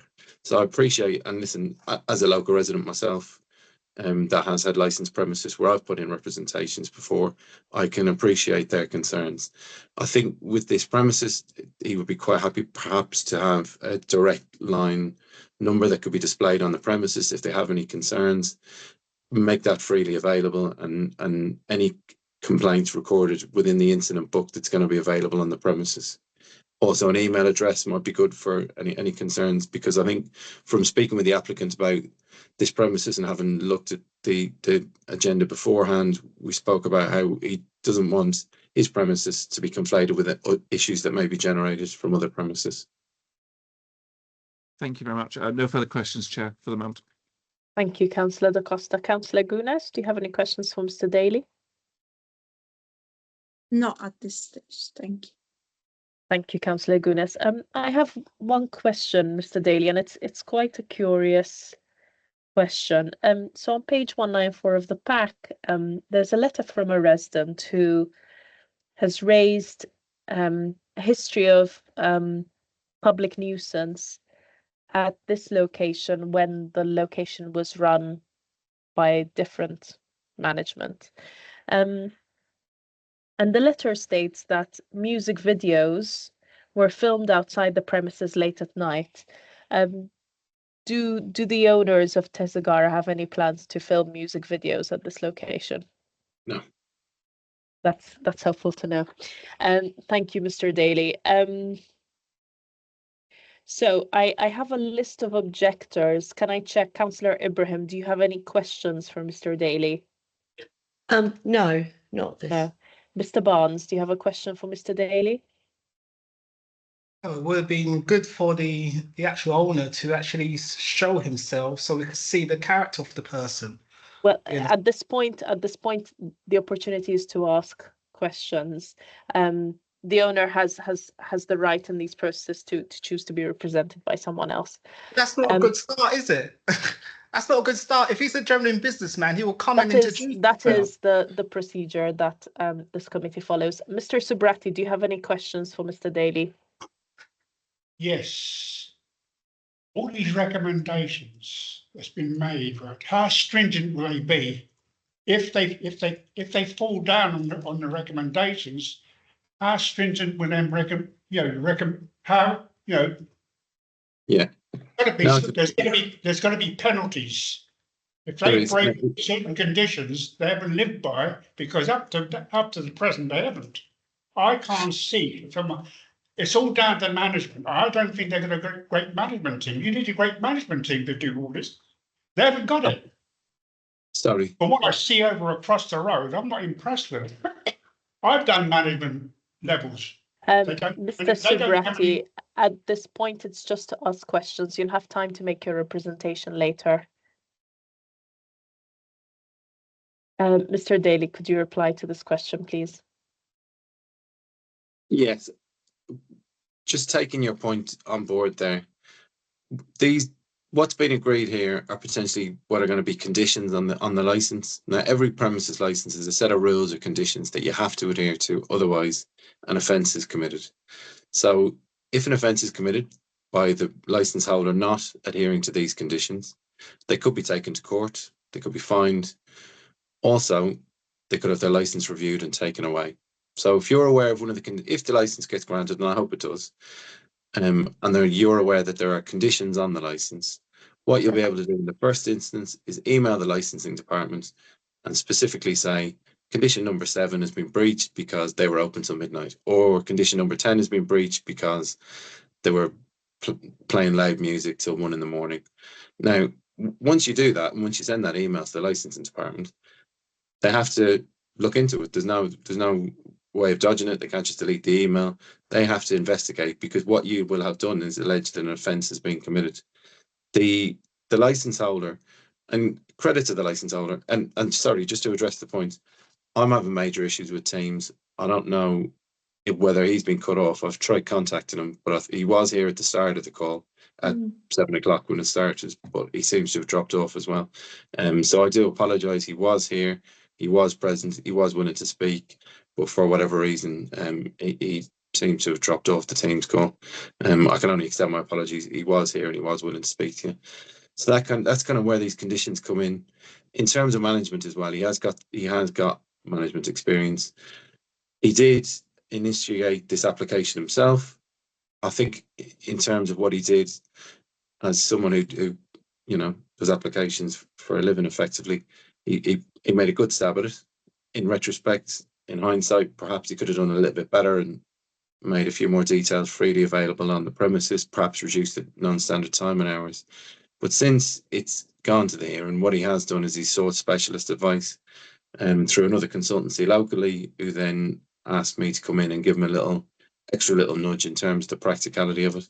I know there was an agent in the room earlier on who's a very experienced solicitor who's got a great knowledge of the Licensing Act.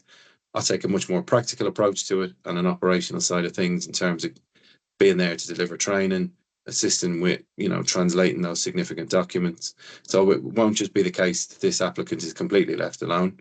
If there is an issue or if he needs a hand, all he has to do is drop me a text. Thank you, Mr. Daly. I know the clerk wants to come in. Yeah, as it has now gone past 9:30, can I formally ask the chair if the subcommittee would like to extend the meeting beyond the 10 p.m. deadline so that the item can be concluded? Thank you, clerk. Yes, we intend to extend the meeting until this item has been concluded. So the next person I have on the list is Ms. Sara Namutebi. Do you have any questions for Mr. Daly? Yes, Mr. Daly, I just wanted to, for clarification, could you please clarify the closing hours at the weekend? I'm just going to refer, just to make 100% sure, they would have been agreed within the changes agreed with the police and the noise team. We don't have that information, unfortunately, which is why I'm asking. Can I assist? So the Friday, the hours open to the public you're requesting, yes? So Yeah. Monday to Friday, 8 a.m. to 10 p.m. And Saturday to Sunday, 8 a.m. to 11 p.m. Okay, that's fine. Thank you. Then I have another question. So 11 p.m., would that be the restaurant is closed, lights are off, or is that customers are leaving the restaurant at 11 p.m.?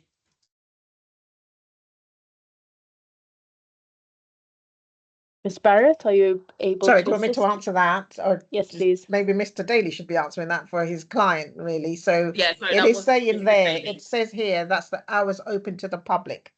I So see. at 11 p.m. they are closed to the public, and licensable activities would have ceased on a Saturday evening at 10:30 for the sale of alcohol, at least. So, Mr. Yeah. Daly, the question is when would the premises be completely closed? Yeah, just to confirm that is the you'll see on page 187, I think the hours open to the public are agreed at 0800 to 2300. And the sale of alcohol ends half an hour beforehand. So it is well within the local policy.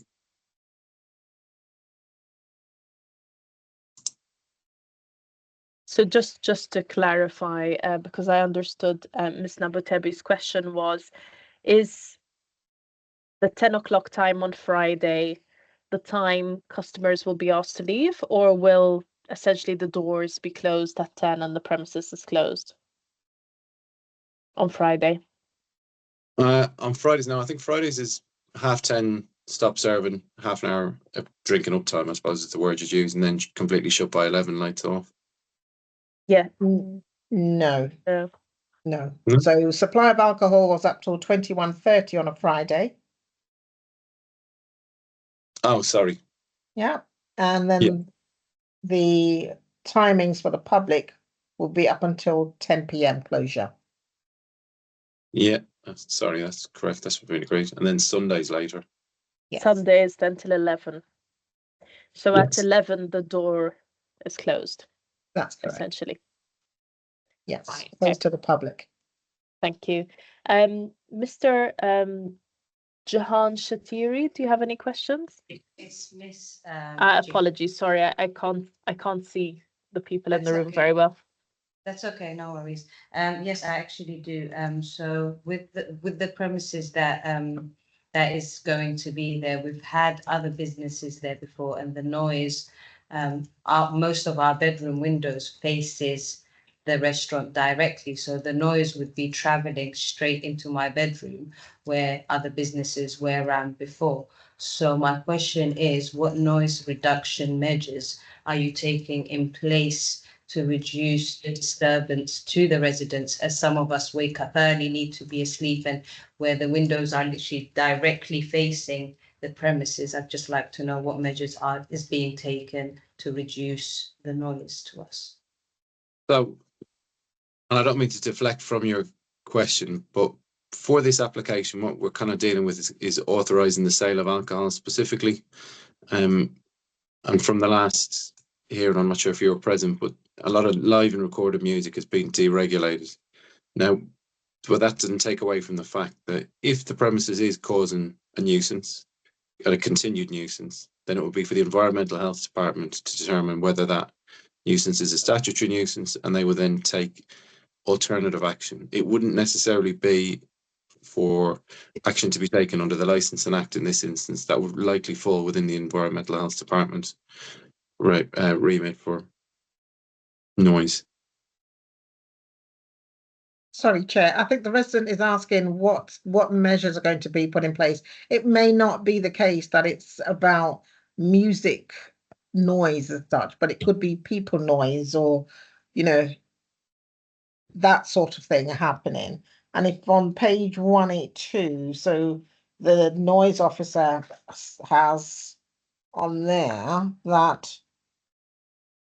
no more than 4 persons standing outside smoking, that sort of thing, so as to help or mitigate for, you know, people noise, I suppose, not being a cause of nuisance. So maybe that's, if the resident wants to come back, maybe that's the kind of thing they're Yes, because I was referring to people, because most of the time where people are there to use your facility, they are standing around and it's very close, and people, once they've had a drink, or you're saying, or with food or whatever it is, people react differently. So their noise and them standing around and causing that sort of disturbance, we've faced that before. So if this was to happen again.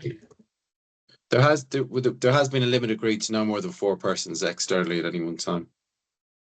Also, no loudspeakers should be placed outside the building. So you won't have a source of music of any kind outside, and you won't have that many people standing out the front either.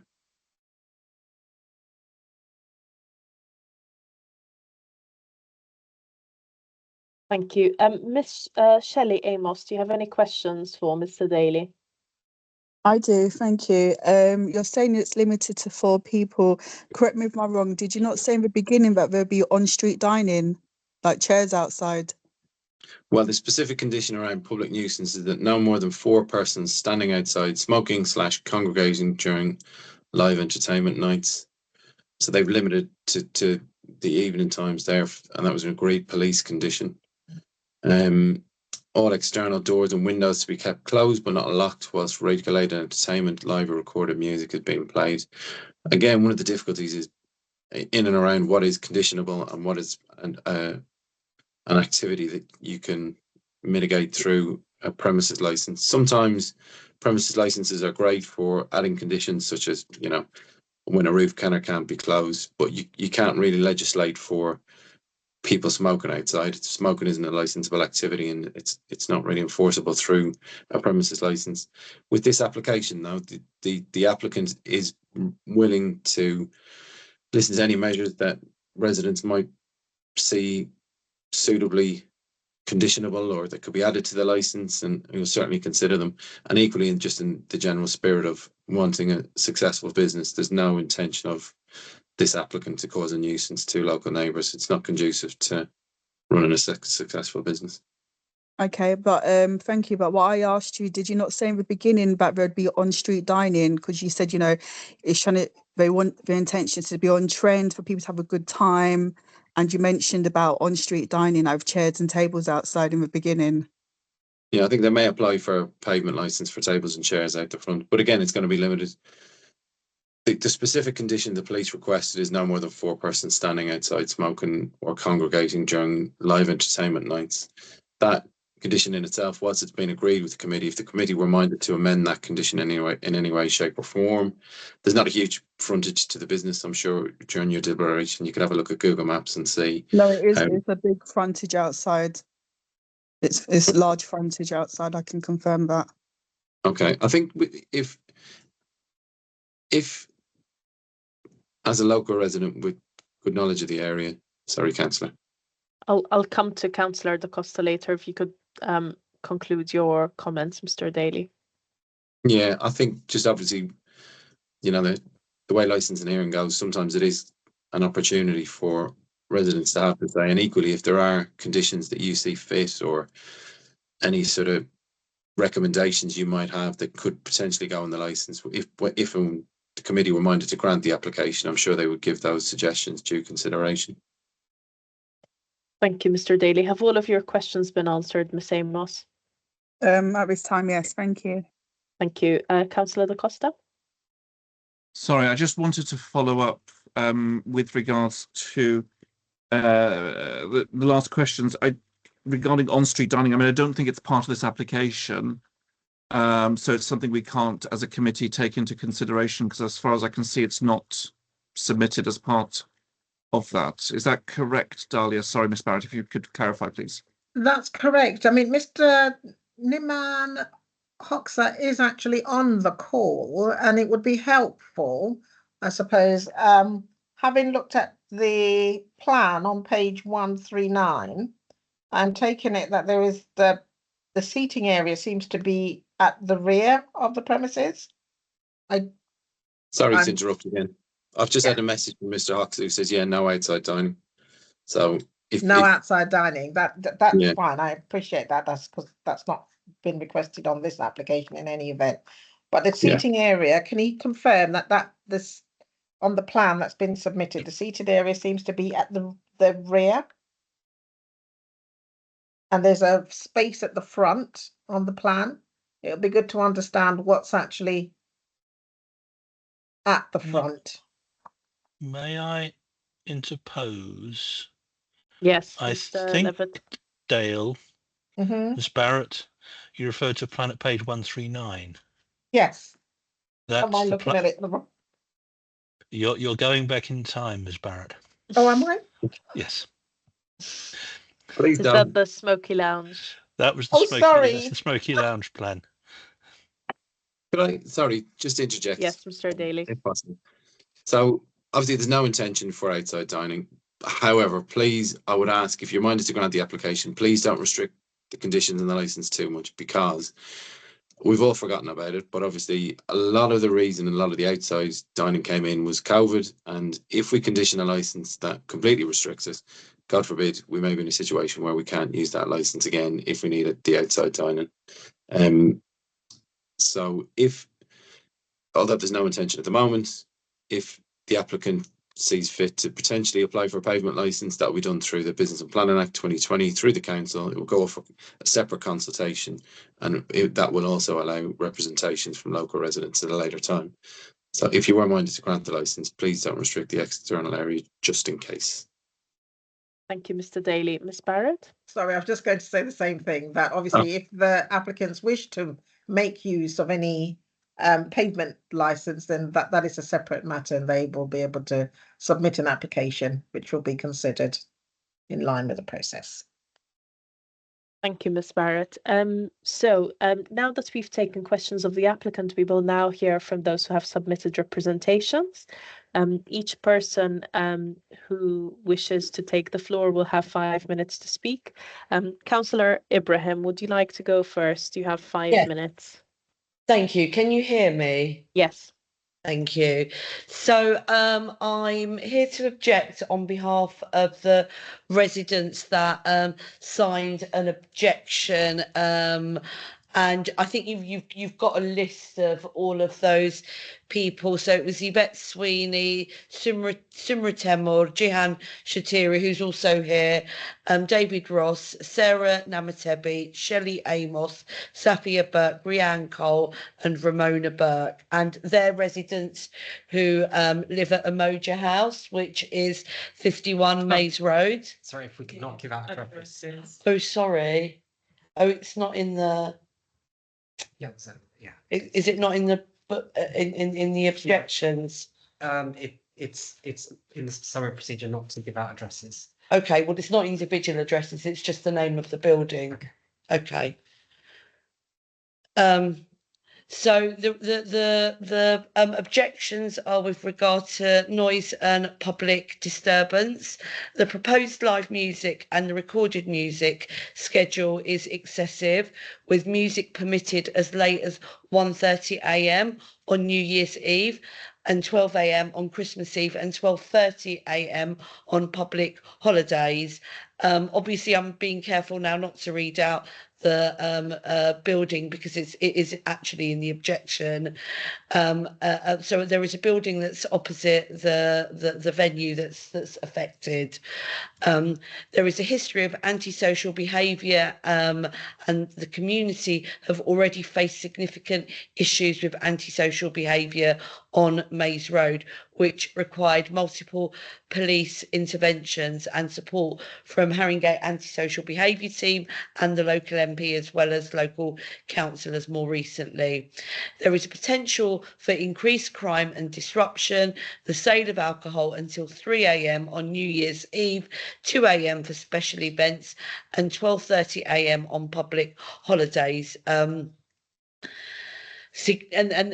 which significantly increases the risk of alcohol-related disorder. Late night operations often attract noise, rowdiness and disturbances, negatively affecting the safety and security of residents. There's going to be a huge impact on families and vulnerable residents, again in the building opposite, including young children, the elderly, individuals with health conditions who require a peaceful living environment.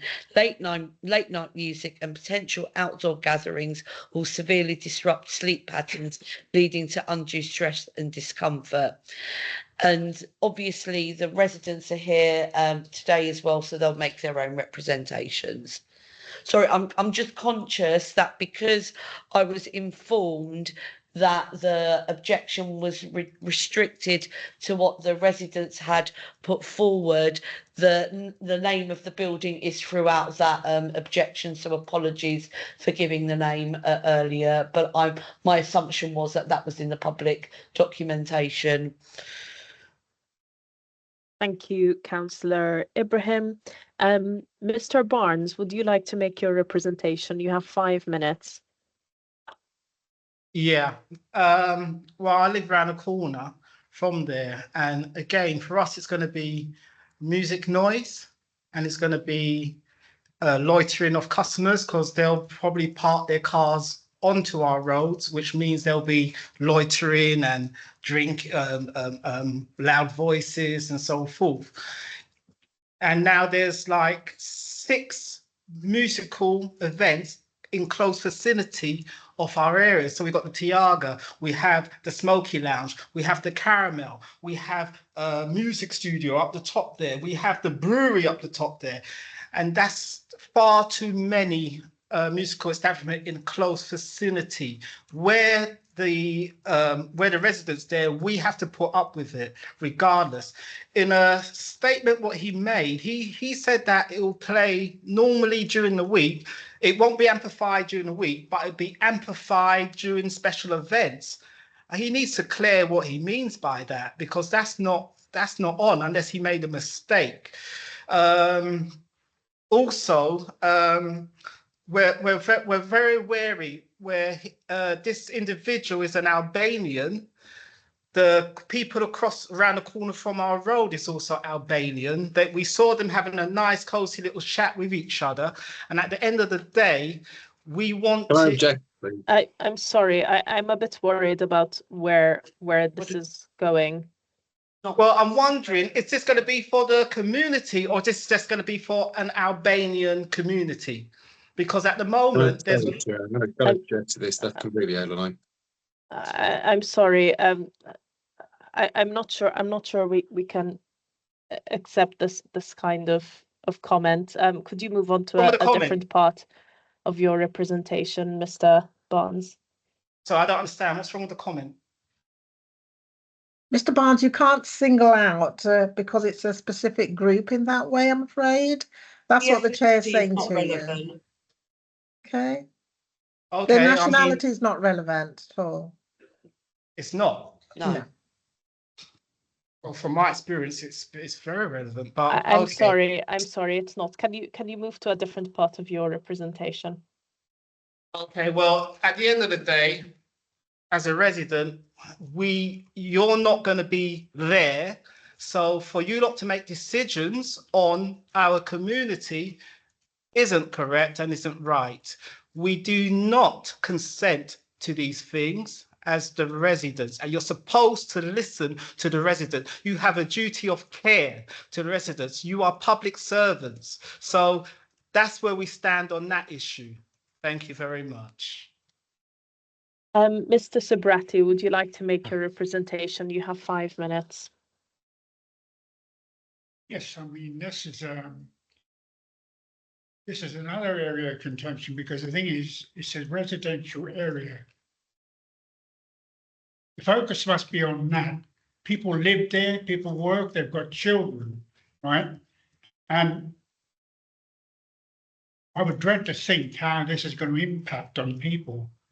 Because the thing is, I don't think enough consideration's been given to this, because the thing is, people come first before any business. People live in the area, they know what goes on. Businesses can come and go. In this day and age, businesses start up and they go. Right? I'm not very impressed with that kind of operation, because the thing is, I know what it basically is. It's a family concern. This is how they portrayed themselves. I'm not going to go into the ethnic origins of it, because I know where they come from. I know all about it. Can we please stop making these comments about the nationality of the applicant? These comments are not pertinent to the application. You can't stop me there. I didn't say what nationality. I said I know the ethnic grouping they come from. That's it. It's not relevant, sir. It really it's is not relevant. pertinent to a licensing application. People live in the area. It's a residential area. It's not the high road. The high road you can absorb. Mr. Levitt, did you want to come in on this point?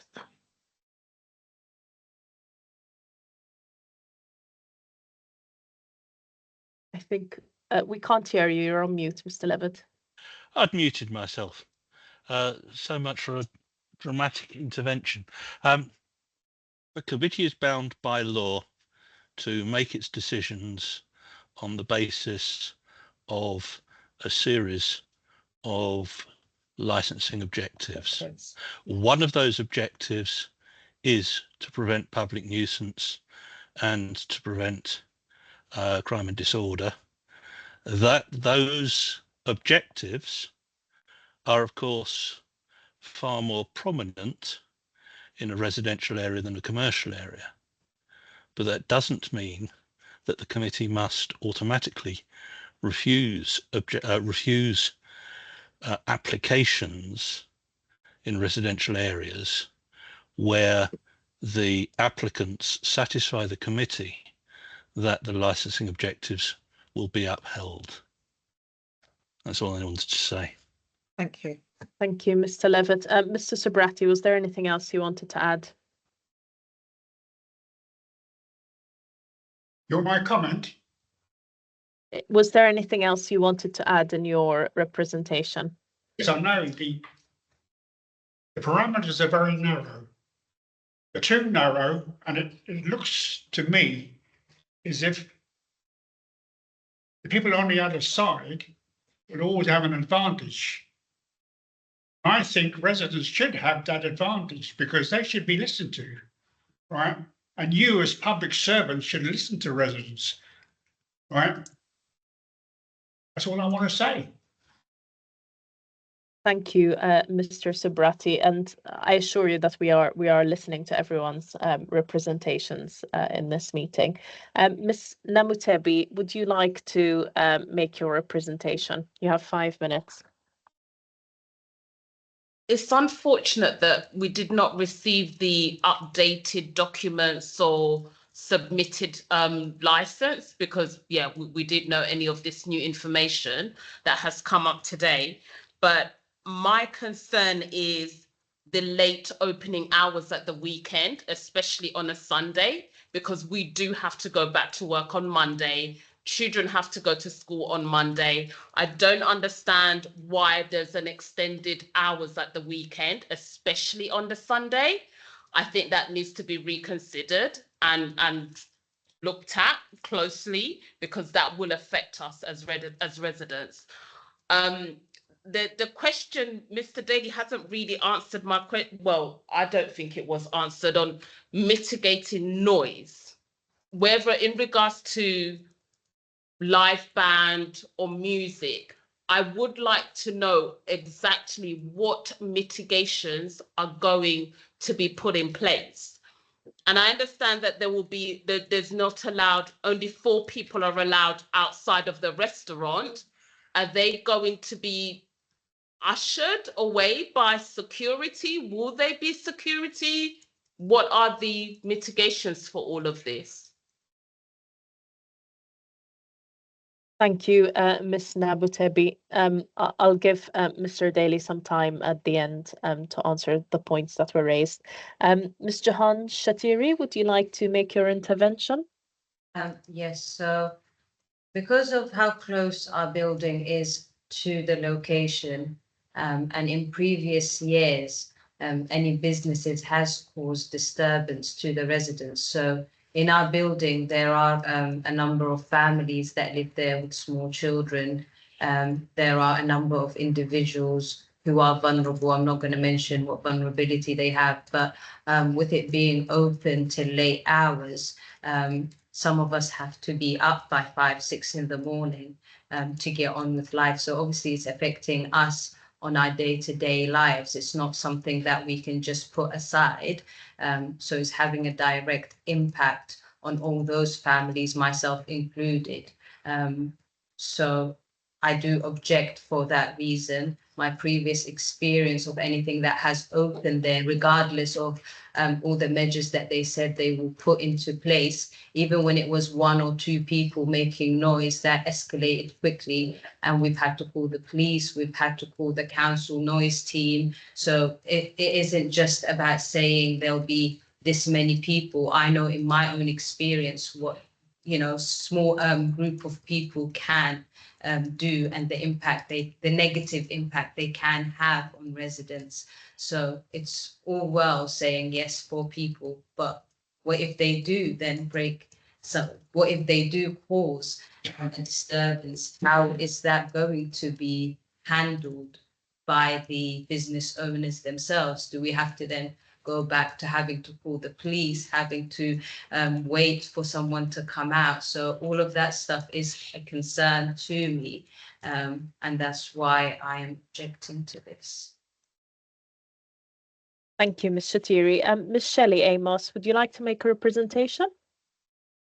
Just to say that I object as well, along with Sarah and Johan as well. I think just as a local community, we have been traumatized due to many different things like antisocial behaviour.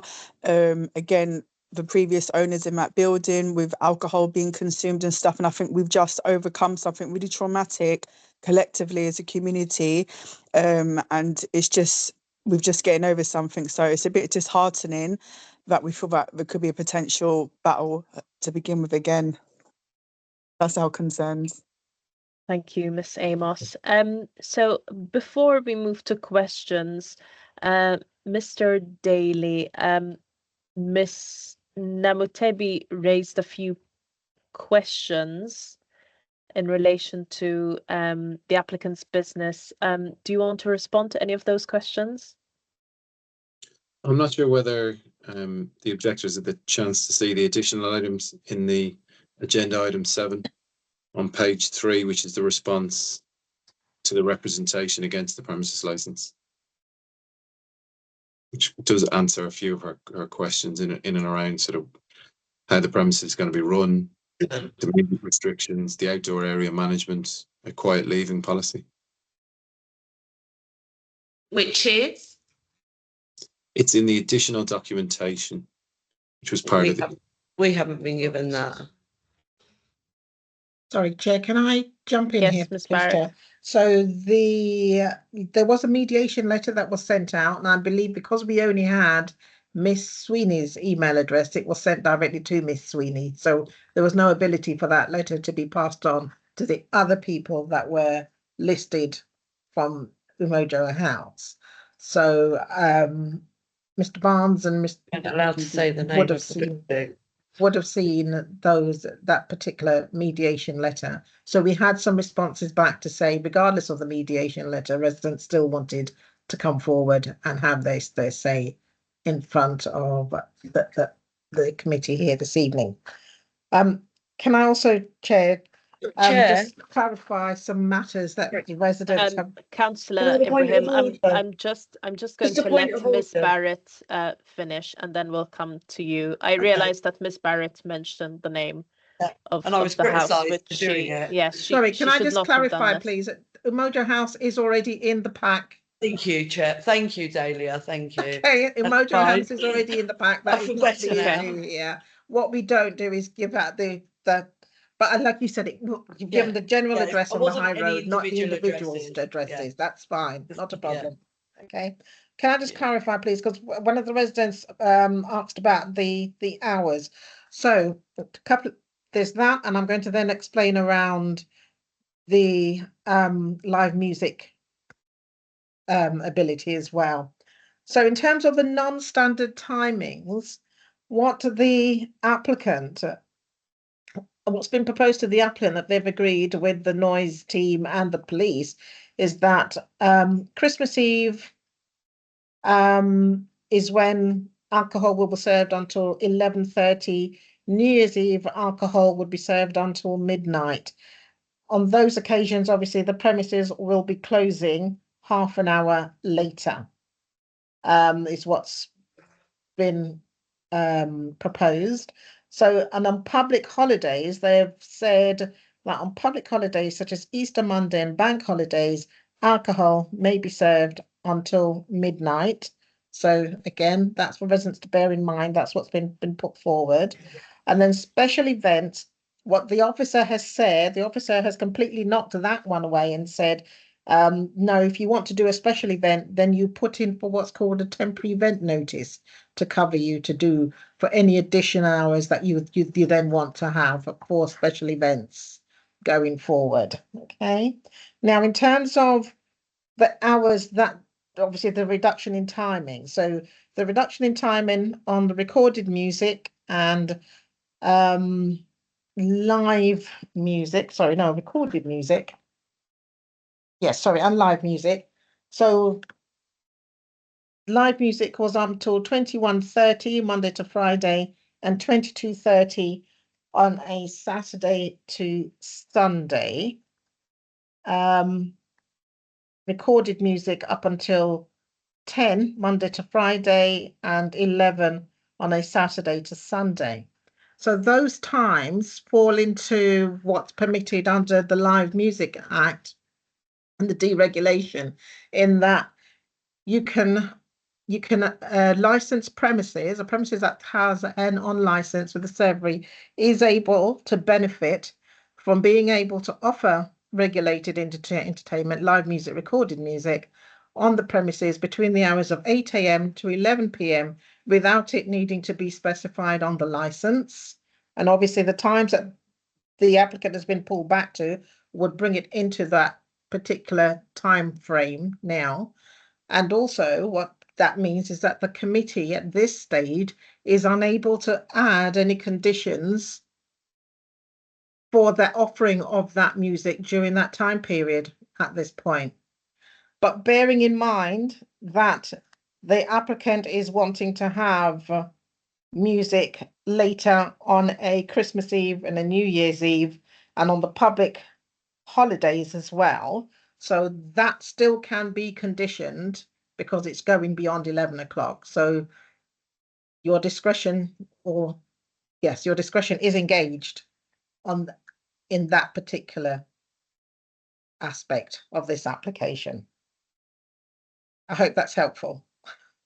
Thank you, Ms. Barrett. So we'll now take questions on the representations that we've heard from the objectors. Councillor Da Costa, do you have any questions to the objectors? No, I don't. Thank you, Chair. No. Councillor Gunas, do you have any questions to the objectors? Yeah, Chair, thank you. Just a very quick question, I suppose, to all of the objectors. What would be something, what would be like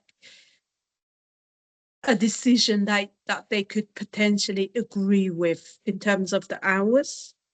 I know obviously Saturday and Sunday music it's 10:30. So what kind of licensing terms would you like to see?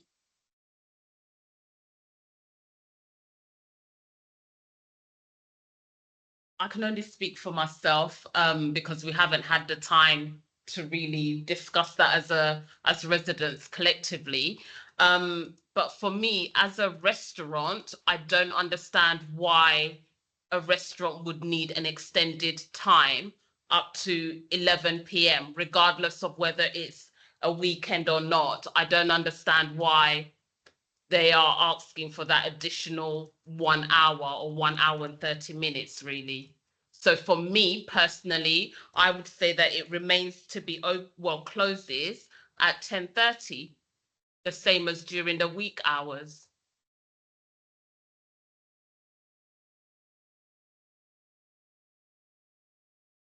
Thank I you. agree. Sorry, I agree with Sarah. Thank you, Shelley. Mr. Daly, do you have any questions for the objectors? No questions. Thank you, Chair.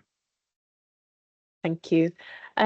So we will now move to summing up. Mr. Daly, could you sum up your position? Thank you. I would just like to draw your attention again to section 9.38 of the 182 guidance. And just to go over it, in determining the application with a view to promoting the licensing objectives in the overall interests of the local community, the licensing authority must give appropriate weight to the steps that are appropriate to promote the licensing objectives, whether the conditions that have been offered and agreed with the noise team and the police, the representations themselves that have been submitted by the objectors today, the guidance itself, and your own statement of licensing policy. So this application sits within the local licensing policy. The guidance refers that we should direct all concerns to those that have been submitted by the objectors and those steps that are appropriate to promote the licensing objectives. There's just a little point in that I just want to touch on. It's with a view to promoting the licensing objectives in the overall interests of the local community. Now, obviously, we've heard from local residents, but in terms of the wider community, I'd just like to make a point that you can probably tell from my accent that I'm an immigrant. I came to this country about 20 years ago, and I worked in the license industry, and now I'm a licensing consultant. And I sit behind a desk, and it's all nice and civilized. But probably in the 1980s, if you'd heard my accents on the other end of this line, there probably would have been a completely different view. And what I'd just like to point out to those parties is that communities change and times change.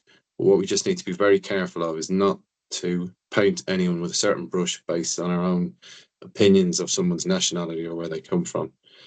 This is an application for a premises within the community from an individual who wishes to exist and cooperate and integrate within the community. He's been a resident for a number of times, and if you have a look at the response to the objectors, it's where he speaks about as both a parent and a long-standing member of this community. I want to emphasize that creating a safe, family-friendly environment is not just a business objective, it is a deeply personal commitment. I appreciate there are concerns from local residents, and you have to take this on face value. This is an individual who's expressed their willingness to work within the local community with local residents and not cause an issue. And based on that, Chair and members of the committee, I hope you've considered everything, and if you're minded to grant the licence, it would be appreciated by the applicant. Thank you. Thank you, Mr. Daly. Councillor Ibrahim, would you like to sum up your position? Yeah, so like I said, obviously my objections are on the basis of the information